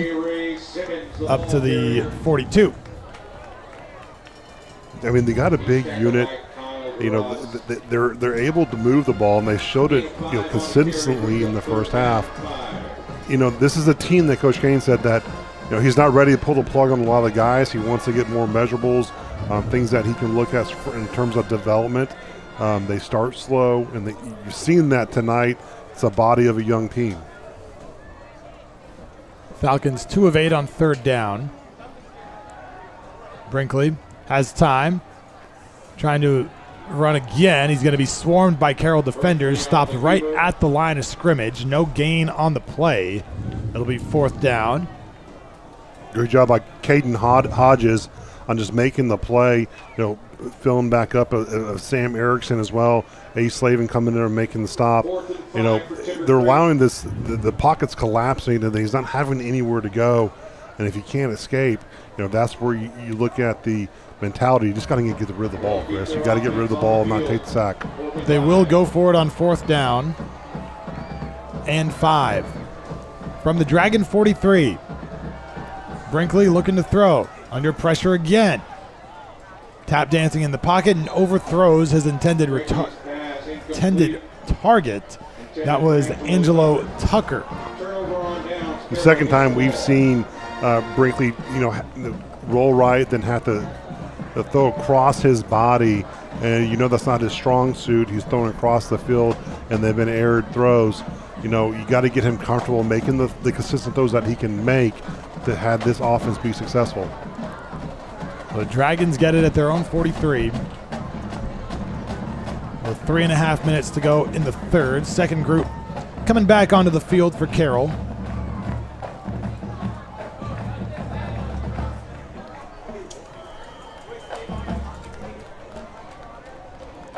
Perazo, the quarterback. Phillips, the running back, to his left. Mackey and Jacquemart still out there at receiver positions. Perazo pumps, going to take a shot down the left sideline, looking for Holmstrom, and it falls incomplete along the Carroll sideline. It looked like he had him from stride to stride from up here, Chris. Great protection by the offensive line. Big sliding out on the right side on fanning off this D-line and this blitz.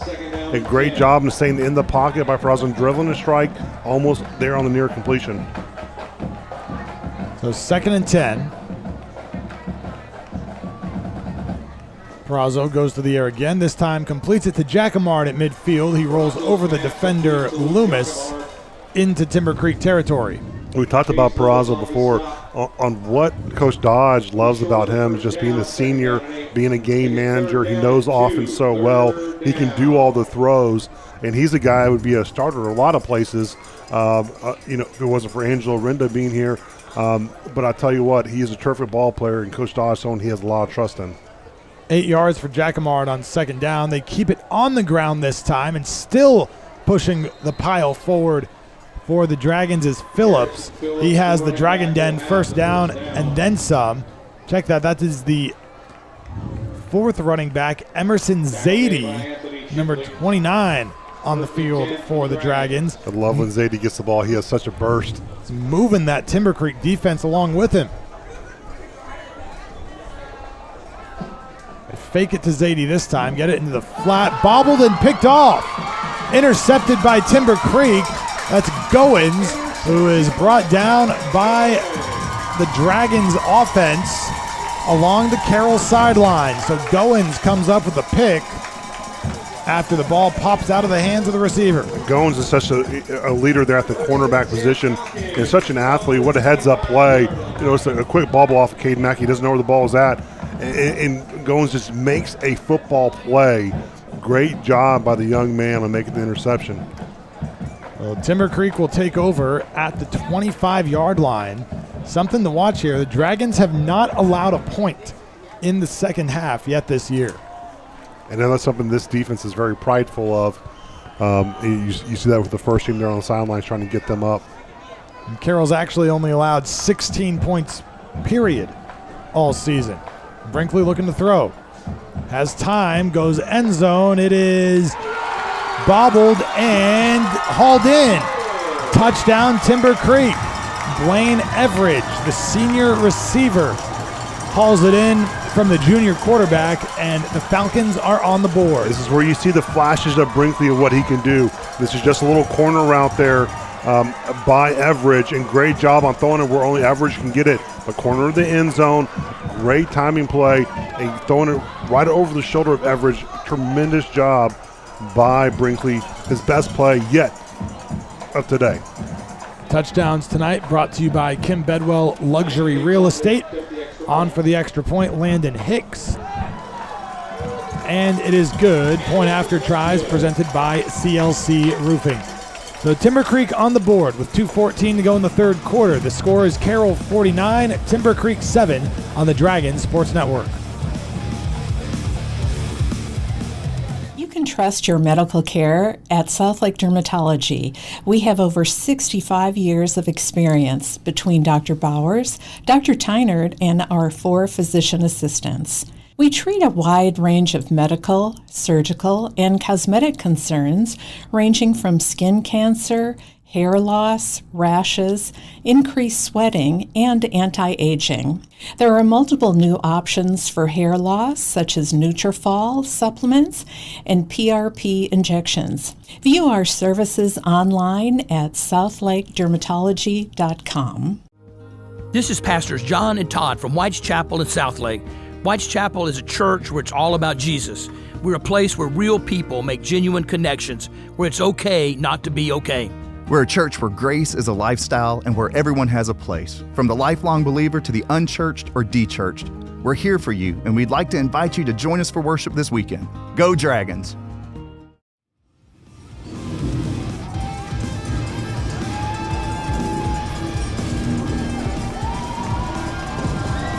Timber Creek scores its first touchdown of the night on the reception by Blaine Everidge. And it's 49-7 Carroll now. The ensuing kickoff is close to going out of bounds, but it's picked up by Parker Harris, trying to cut back to the left side of the field. Going to be brought down at the 14-yard line. We mentioned that this was the only game tonight in district play. The other 3 games are tomorrow at this stadium. Central and Keller will square off in a all-Keller ISD battle. Both teams 1-1 in district play so far. A much improved Keller Central team as well. LD Bell visits Eaton tomorrow. LD Bell 4-0 to start the year. I think that'll be a game identifying of how well developed LD Bell is, and he gets a good test with a great defensive line of Eaton. And if the district shakes out as it did last year, that game could go a long way in determining who the 4th playoff team is from this district. On first down, Perazzo design quarterback run across the 20.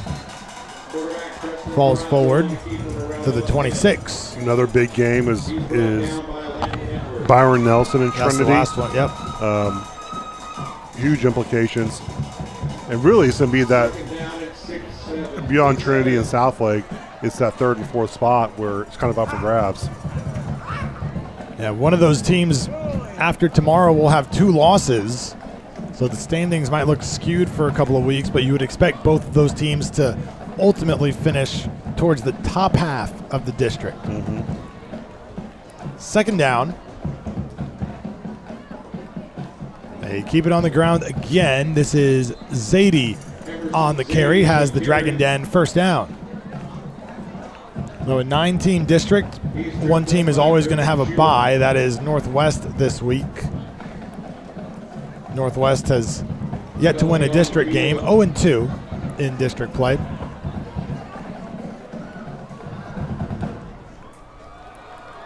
Penalty against Timber Creek is declined. First down. Timber Creek was offsides there, but Riley Dodge declines the penalty after Zadie picked up the first.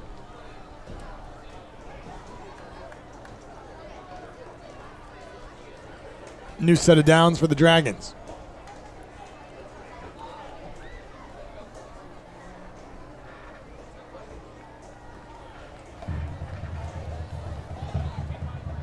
They give it to Zadie again. Lowers the shoulder on a defender, still on his feet across midfield.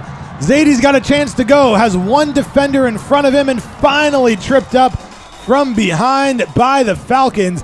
But Zadie lowered the shoulder and took out a Falcons defender on his way into the red zone. I love the burst of Zadie. I've said it for a few weeks now, and just watch him just lower the boom when he gets in the second level. What a hit on 30, and just keeps driving his legs. You've got to be just salivating at the mouth with the way he runs and the passion he has once he gets in the game. I tell you what, Chris, he makes me excited every time he touches the ball. A 59-yard run for Emerson Zadie gets the Dragons to the 15-yard line, and another Dragon Den first down. They bring a player in motion to the left side of the line. Zadie again, why not? Keeps the feet moving again inside the 10-yard line, down to the 5. Get behind Christian Gonzalez and Robbie Collins. Great little duo there on center and right guard. As you see, Hudson Hibbs there is in that left tackle for the Dragons now. And that will take us to the end of the third quarter. Emerson Zadie doing some work here at the close of the quarter. 3 quarters down, 1 to go. 49-7, all Carroll tonight in Keller. Back with a fourth after this on the Dragon Sports Network. Hello, Dragon fans. I'm Steven Nelson, partner at Mills Wealth. Our team is celebrating our 25th year anniversary of helping Dragons succeed financially. As an independent firm, we aren't owned by a bank or an insurance company. Instead, we're fiduciaries doing only what we believe is best for our clients. If your finances need a second opinion or would like to tap into our expertise, come meet with our certified financial planners or CPAs and learn how we can help you win just like the Dragons. Look us up online or give us a call at millswealthadvisors.com.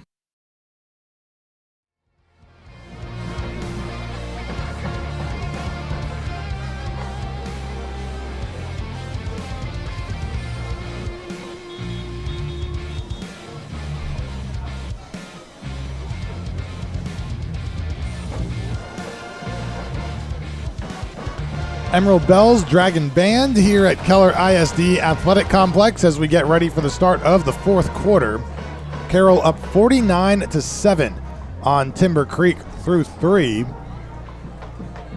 Emerson Zadie now with 80 rushing yards on 4 carries. It's a pretty good night, Chris. Yeah, Zadie had 14 rushes for 71 yards and a touchdown coming into the game, so he's already more than doubled his rushing total yardage-wise for the season, and he's still in there alongside Perazo as we start the fourth. Perazo going to keep it on a designed run inside the 5. It's maybe a yard on the play. Falls forward at the end, but they're going to mark him down at the 4-yard line. He's tackled by Anthony Chibley. Gain of 1 on the carry. Second down. I started telling you about some of the other games in the district before the end of the quarter. Some really good matchups outside of the district tomorrow night as well. A few districts in particular in DFW seem to be shaping up to be really a gauntlet at the 6A level. On second down, Zadie gets the carry, but he's hitting the backfield. Driven backwards, tried to get back to the line of scrimmage, but lost a couple of yards on the play. A big matchup with your old alma mater this week. The Cardinals taking on the Vikings. I don't know if that's one of the biggest ones in the area. Irving MacArthur, that's where I went to high school. Saw Riley Dodge play quarterback against the Cardinals in the playoffs. 3rd and goal. Carroll trying to finish off this drive. And the Dragons will call a timeout before this 3rd down play. We will take it as well. Timeouts tonight brought to you by Carroll ISD Special Olympics. With 10:30 to go in the fourth, it's Carroll 49, Timber Creek 7 on the Dragon Sports Network.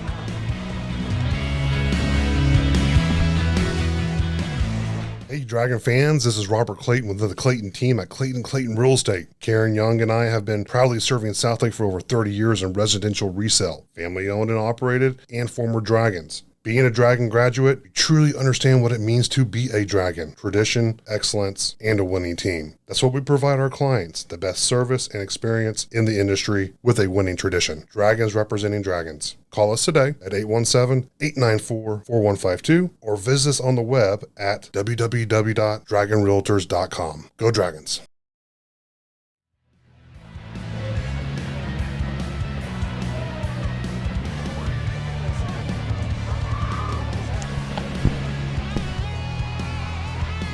Riley Dodge uses his first timeout of the second half here early in the fourth quarter before a 3rd and goal play from the 6-yard line. And Chris, speaking of the Cardinals, if you're at home, you can actually flip on the Cardinals game and watch Evan Brown of the Arizona Cardinals, who plays right guard and left guard, former Dragon standout, Hall of Famer. I don't think, but not until this one's over. I want to make sure you hang out with us for a little bit. As Perazo going to keep it again, hurdles over the goal line into the end zone for the touchdown. So out of the timeout, Preston Perazo gets the call and finds the end zone, his first touchdown of the season. Great job getting behind Nick Wilson and Robbie Collins and Bromkowski coming around and pulling around the edge. There's just a hole there I could run through, Chris, and great job by Perazo just finding the end zone and getting there. You talk about execution on the second offense, terrific job. Touchdown brought to you by Kim Bedwell Luxury Real Estate. The point after try is no good. So the first miss on a point after by the Dragons this season. Point after attempts brought to you by CLC Roofing. With 10:26 to go in the fourth quarter, it's Carroll 55, Timber Creek 7 on the Dragons Sports Network. Looking for a roofer who truly knows Southlake? My name is Chad Cross, owner of CLC Roofing, a longtime Southlake resident who's proud to serve this community. For decades, we have protected Dragon Country with roofs built to handle the scorching sun, sudden hail, and high winds, all while keeping your homes looking beautiful. CLC Roofing proudly supports the Carroll ISD, the Carroll Booster Club, and local events. Supporting Southlake is part of who we are. We know every HOA standard, city code, and neighborhood nuance because we live here too. When the storm hits, we're not hours away. We're already in your community, ready to help the moment you need us. Our crews are safety certified and led by project managers who always focus on details. From minor repairs to full replacements, we bring expert craftsmanship and clear communication to every project. We only install top-tier roofing materials, and as an Owens Corning Platinum Preferred contractor, we can offer extended warranties most roofers cannot, because trust and quality go hand in hand. Protect the tradition, Southlake.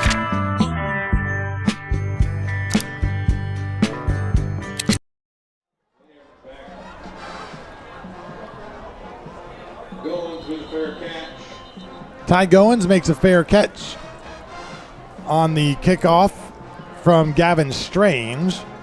So Timber Creek will start at the 25-yard line. Carroll up 55-7. Started telling you about some of the other 4-6A games, and there's some big ones outside of the district as well. A couple of good ones in 11-6A. Waxahachie, kind of one of the surprise teams to start the season, knocked off Duncanville last week and now gets a shot at DeSoto. So that district just does not get any easier week to week. It is relentless, and that's a team, Waxahachie, who's outside the top 10, immediately jumped in within the top 5. A team we scrimmaged and the Dragons scrimmaged in preseason, and you knew they were going to be very good, and it wasn't surprising, what happened with Duncanville, but I think with anything, it's just going through the gauntlet of that district week in, week out. Darian Simmons on the carry, picks up a couple. There is a Dragon defender down with an injury, being checked on by some of the training staff.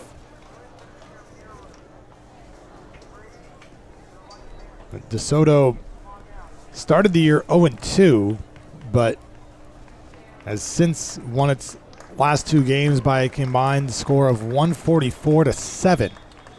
So Eagles appear to be back on track the last couple of weeks. Also in that district, Lancaster and Cedar Hill, both 1-0 in 11-6A play so far.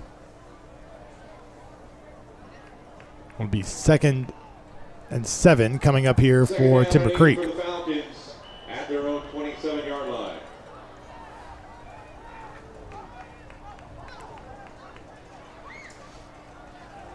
Brinkley pumps under pressure and is going to be brought down in the backfield, sacked again by the Dragons. Another one. The first guy there for Carroll was Caden Hodges. Caden Hodges just coming out.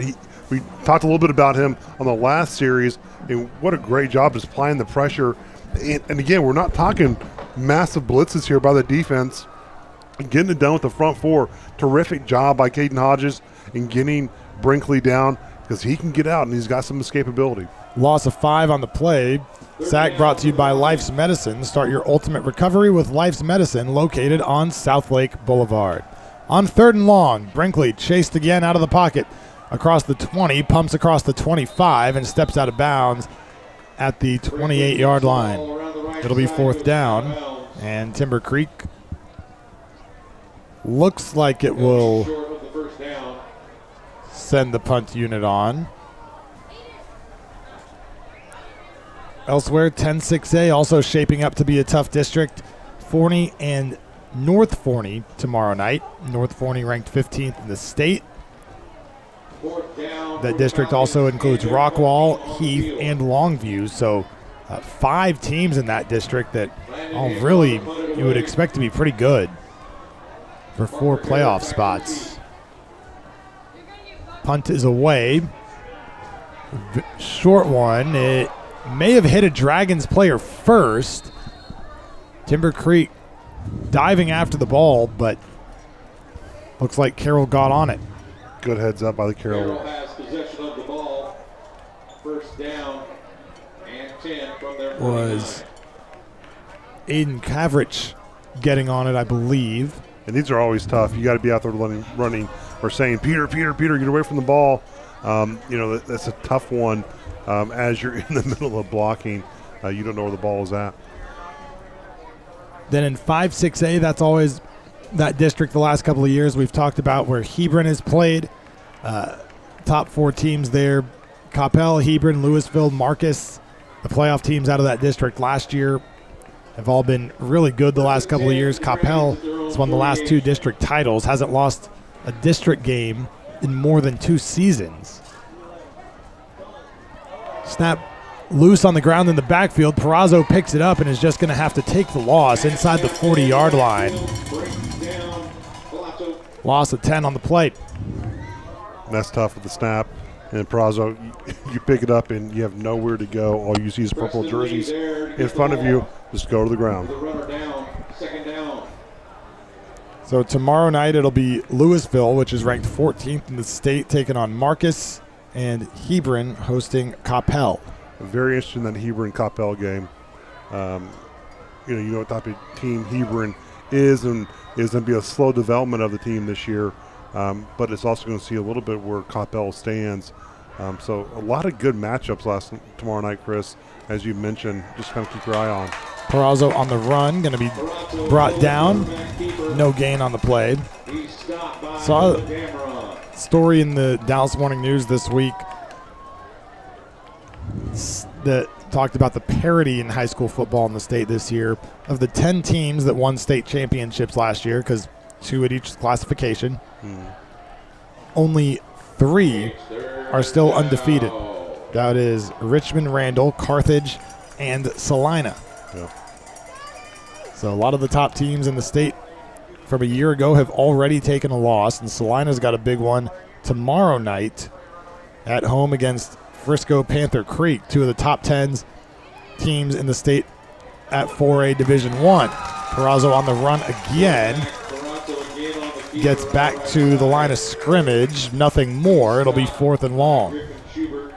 I think some of that parity that you're seeing, Chris, as well as just the dynamic of, I think public school football as well, as you're seeing some more and more athletes go into the private school sector, and getting opportunities, and no more is going into private school if you're looking to play the next level. Sometimes it is actually a great place for an athlete to go and develop. And so maybe that's the reason. I don't know. I mean, I'm just shooting, throwing darts here in the dark, but that's definitely part of it.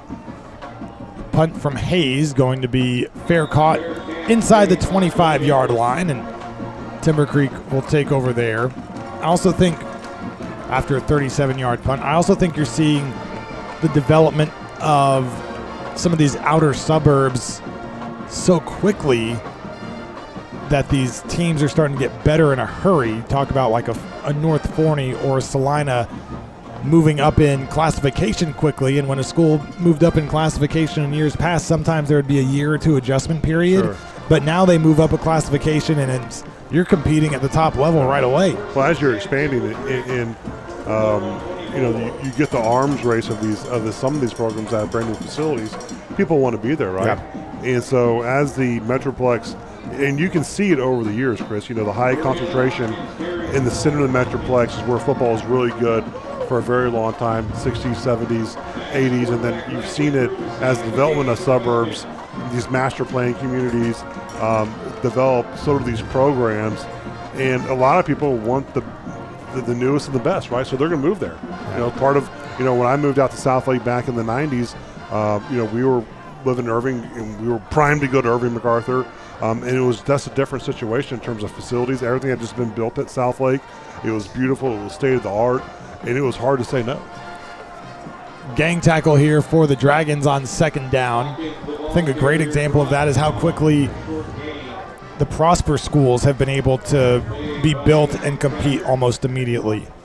You look at that in Melissa.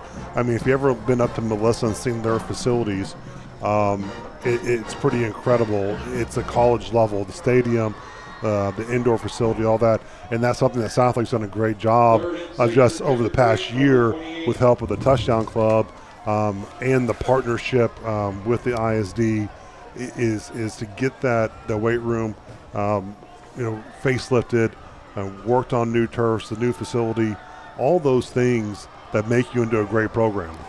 On third and long, the backup quarterback, Landon Drivestein, is sacked by this Dragons defense, and these guys are fired up. Getting in there for the Dragons, Carter Guidry And Vaughn Adams, great job. We're talking about this Dragon defense, just getting to the quarterback all night long, just creating havoc. A loss of 11 on the play for the Falcons. So this Carroll defense continues to make big plays. Harris will receive this punt with under 5 minutes to go. Calls for the fair catch. Drops it, but is able to fall on it as he was trying to backpedal and field the punt at the same time.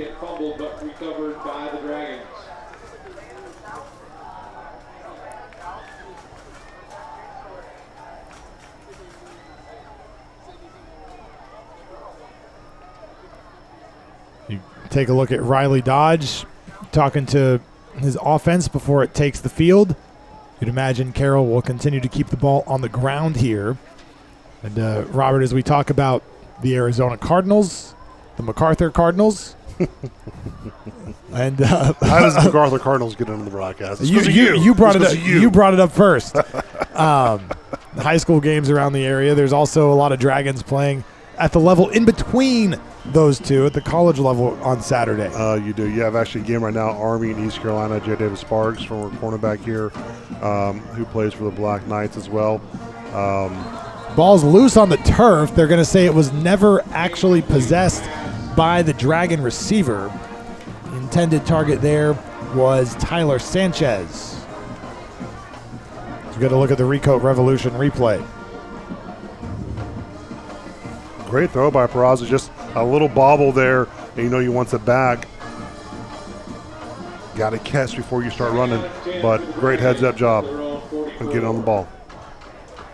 Now 2nd and 10, 4:22 to go in the fourth. Dragons up 55-7.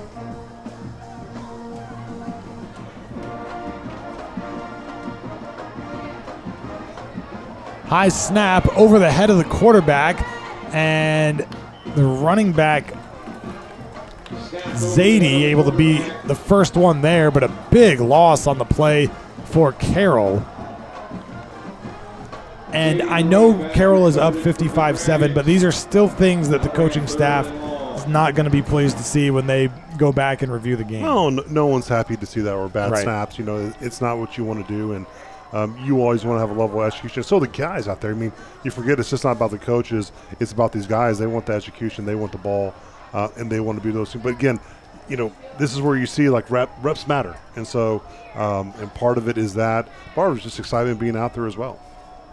It's third down. So 3rd and 29. Perazo has it tipped and intercepted. It's picked off by Timber Creek. It's off the hands of the receiver. I believe it was Tristan Shee who came up with the interception for Timber Creek.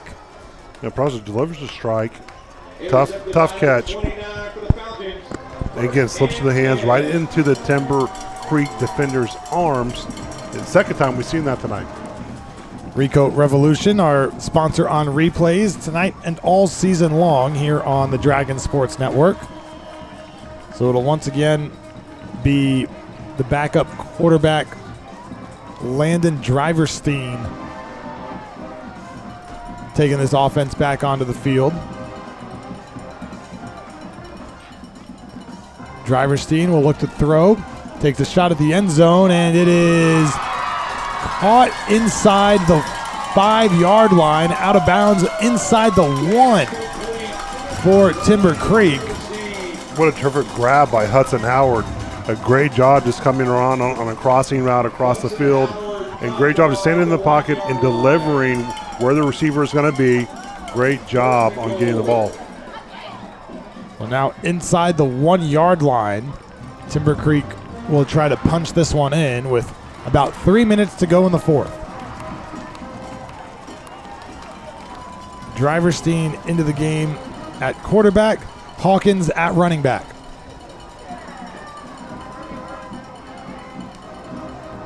And they lose it on the exchange. Driverstein falls on it, but it's at the 6-yard line. And they lose about 5 on the play. And going from 1st and inches for the touchdown to 2nd and about 6. Kind of the story of all night for these Falcons, just getting an opportunity and then taking a few steps back. And, sometimes you're going to have to take a few steps back to get better down the road, and you're hopeful for this Falcon team. Driverstein throwing for the end zone, incomplete. Was intended for Howard again. It'll be 3rd and goal.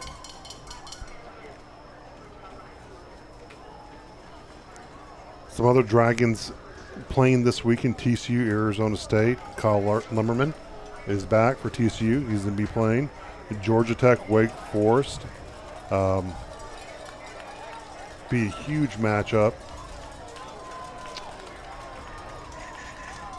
Notre Dame, Arkansas.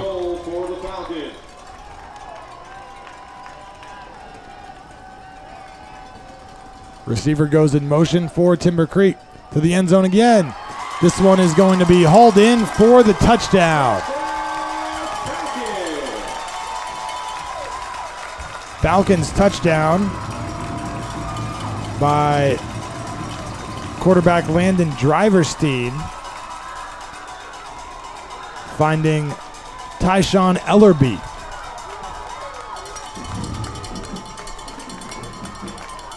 In the back of the end zone. 2nd touchdown of the night for Timber Creek. First two second half touchdowns that Carroll has allowed all year. Comes with just over 2 minutes to go in regulation. All touchdowns tonight sponsored by Kim Bedwell Luxury Real Estate.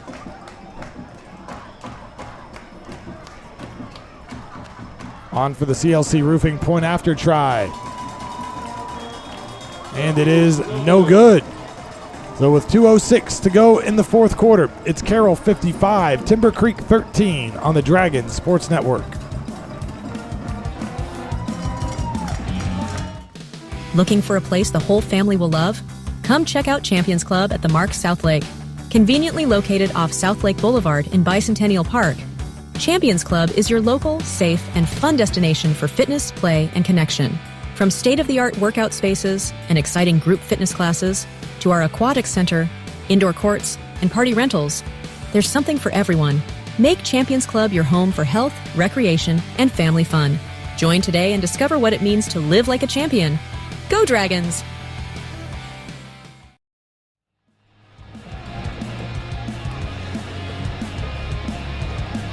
Luke Jacomar and Zach Hayes back to receive the kickoff for the Dragons.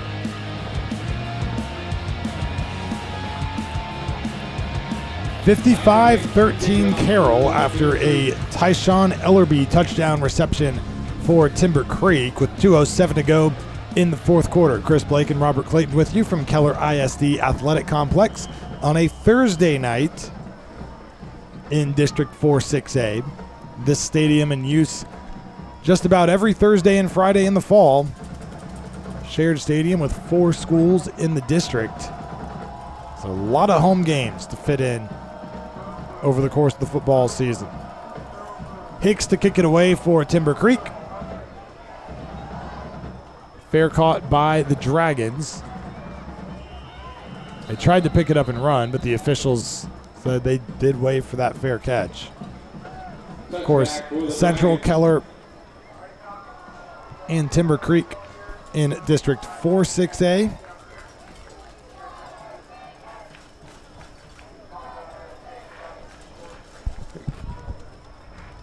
We'll see some more Dragons on this weekend. You know, we said Georgia Tech, Harrison Moore, and Graham Knowles starting for Georgia Tech. Texas A&M, we have the White brothers, Tyler White. Fair catch made by the Dragons at the 3-yard line.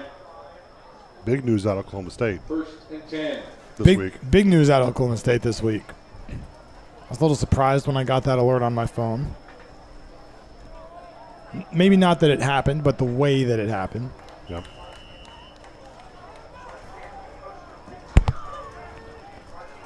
Out of their own end zone. Carroll keeps it on the ground. And this is Zadie having a heck of a second half for the Dragons. Comes up hobbling a little bit after the carry. You just watch Zadie, what he does when he hits the hole. Great job up front. Terrific block by C.J. Johnson. Pushing a defender forward as he falls forward towards the 30-yard line. It looks like his knee got jammed up on the turf just a little bit. Was able to jog off the field on his own, though. I believe this is coming back.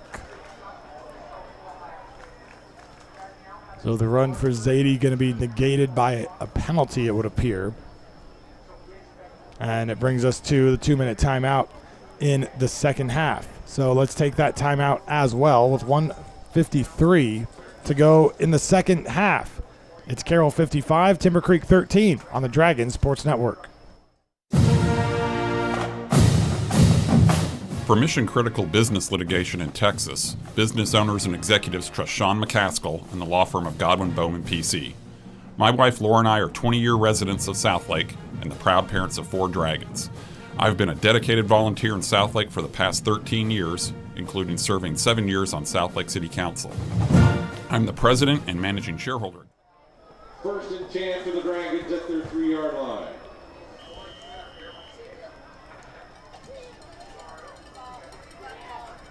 On first down for Carroll, third quarterback for the Dragons, Palmer Penson, a big run for a Dragon Den first down out of bounds along the Timber Creek sideline. We're not perfectly clear on what happened at the end of that Zadie run, but it was brought back. We didn't see a flag on the play, and we were at the point where it would have been the 2-minute timeout in the fourth quarter. So, yeah, it's what we know. Well, us and penalties, we're never really sure about penalties. Zadie going to get it again here. Fall forward. Good to see him back in the game immediately after he came up a little bit gingered after that long run that was brought back. Tackle made by Zeke McKendy. Pensum, a junior, as attempted 4 passes this year, completed 3 of them. And that long rush was his second carry of the season.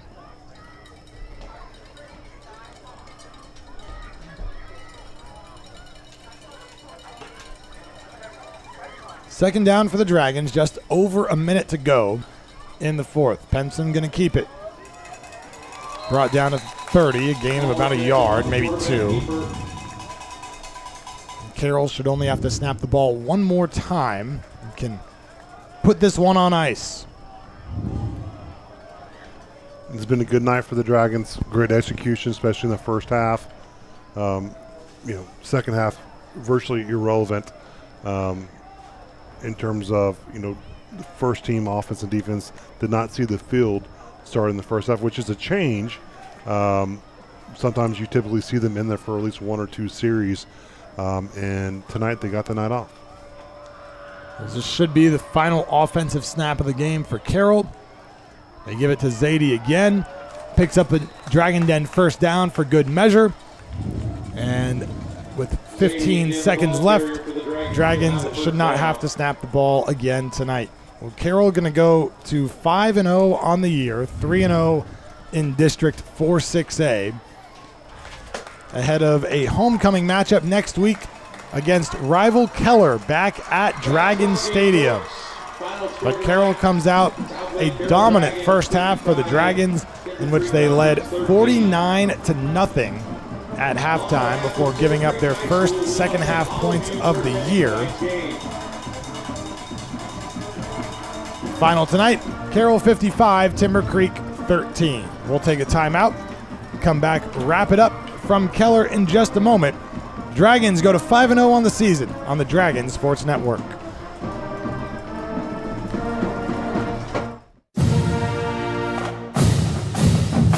For mission-critical business litigation in Texas, business owners and executives trust Sean McCaskill and the law firm of Godwin Bowman PC.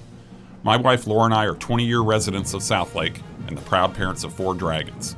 I've been a dedicated volunteer in Southlake for the past 13 years, including serving 7 years on Southlake City Council. I'm the president and managing shareholder at Godwin Bowman, which was established in Dallas in 1980 to serve clients with business litigation issues all the way to the Texas Supreme Court. I've been with the firm for over 20 years, and I'm board certified in civil appellate law by the Texas Board of Legal Specialization. Please consider me, Sean McCaskill, and the law firm of Godwin Bowman for your business litigation needs. Please visit our website at www.godwinbowman.com for more information. I promise you that we'll provide big city experience together with small town service. Talk is cheap when it comes to saving our country. We're not just any cell phone service provider. We're Patriot Mobile. It's not enough to simply talk about values. We live them.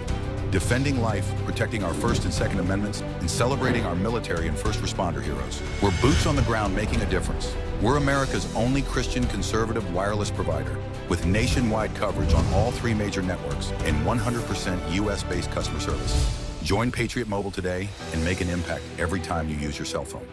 Are you considering buying or selling your home in Southlake? I'm Kim Bedwell with Briggs Freeman Sotheby's International Realty, and I would love to assist you. Recognized as one of the top professionals in Southlake by both industry peers and clients, I am a proud mother of 2 dragons and have been a resident of this amazing community for over 20 years. I know Southlake inside and out, and I am committed to ensuring your real estate journey is seamless and successful. You can find me at kimbedwell.com. Kim Bedwell Real Estate, delivering the highest level of experience and results in Southlake and beyond. Go Dragons!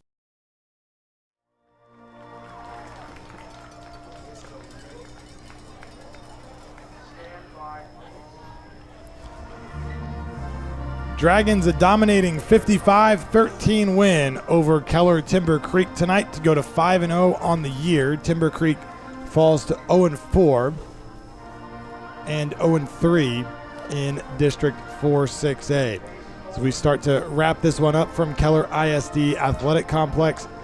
Robert, I think the first half for Carroll really telling. It's the team that really just dominated through those first 2 quarters tonight. Especially when you give the turnovers that, Timber Creek gave, and plus the field position. It's really hard to stop this Carroll team that's becoming of sorts like a juggernaut. They're very, very, very hard to stop, and you can't give them opportunities. You've got to challenge them, go the length of the field. But what a response from Carroll. I mean, no matter what was up against them or what they saw, they delivered, they executed, and they performed. I think there's still some takeaways from tonight's game, Chris, that they can go back and watch film and learn from and grow from, as this team hasn't reached their mark yet, I feel, this season. Well, when you talk about a Carroll team that is winning games by the margin that it is, what are some of the, I don't think challenges is the right word, but some of the things that you have to do to make sure you're still playing to the standard that the Dragons want to play to instead of to the opponent that is on the field that week?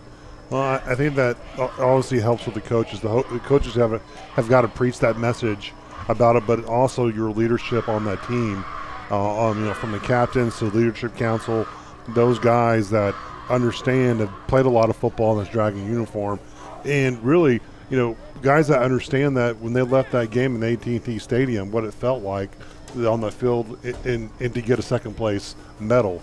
And that's what they're ultimately trying to achieve this year. And so that's something that's in between that locker room. And I know that message is being delivered consistently. And all you can do is show up and play, right? And tonight they showed up and played, and they performed well.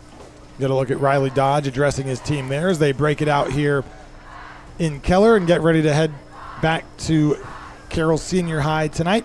We take a look at some of the final stats from Scott Farrell tonight. Carroll with 20 first downs to just 4 for Timber Creek. Dragons gained 391 yards of total offense, 191 on the ground, 200 through the air. So an extremely balanced attack for this Carroll offense tonight. Just 3 penalties for 25 yards for Carroll. They punted only 2 times in the game tonight. Offensively, Angelo Renda goes 13 of 21 for 189 yards, 3 touchdowns, and 1 interception. He also had 1 carry for 12 yards tonight. Preston Perazzo goes 2 of 6 for 11 yards and 1 interception. Perazzo 6 carries, 4 yards, and a touchdown tonight. The other rushers for the Dragons this evening, Davis Penn, 10 carries for 71 yards and 2 touchdowns. Brooks Biggers, 1 for 3. Harrison Phillips, 1 for 4. Emerson Zadie, 6 carries for 91 yards for the senior running back in that relief duty in the second half.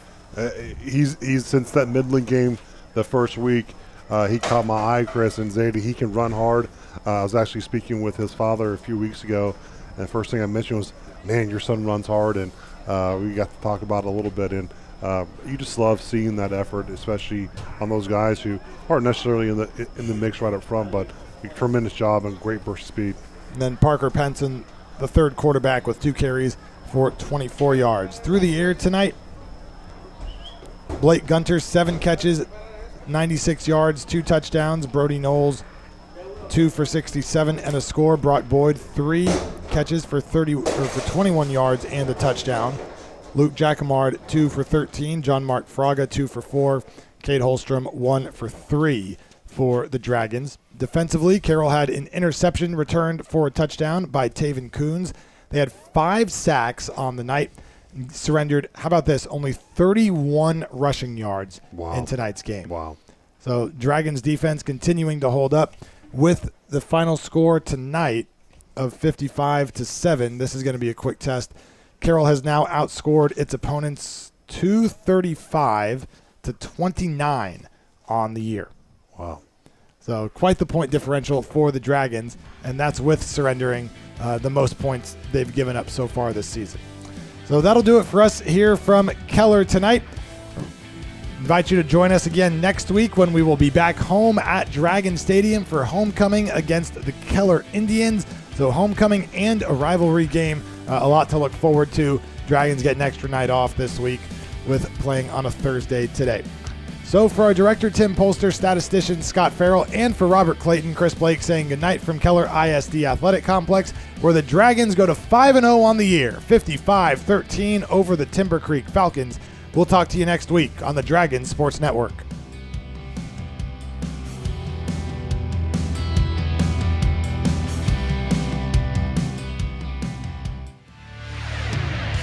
This week's Dragon football broadcast has been brought to you by White's Chapel United Methodist Church, Feed Store Barbecue, Kim Bedwell Briggs Freeman Sotheby's, Godwin Bowman PC, The Baker Firm Fidelity National Title, Recoat Revolution, The Mark Southlake, Life's Medicine, Clayton and Clayton Real Estate, Hearst Autoplex, Southlake Dermatology, CLC Roofing, Patriot Mobile, The Dragon Den, and Mills Wealth Management. Thanks for joining us, and go Dragons.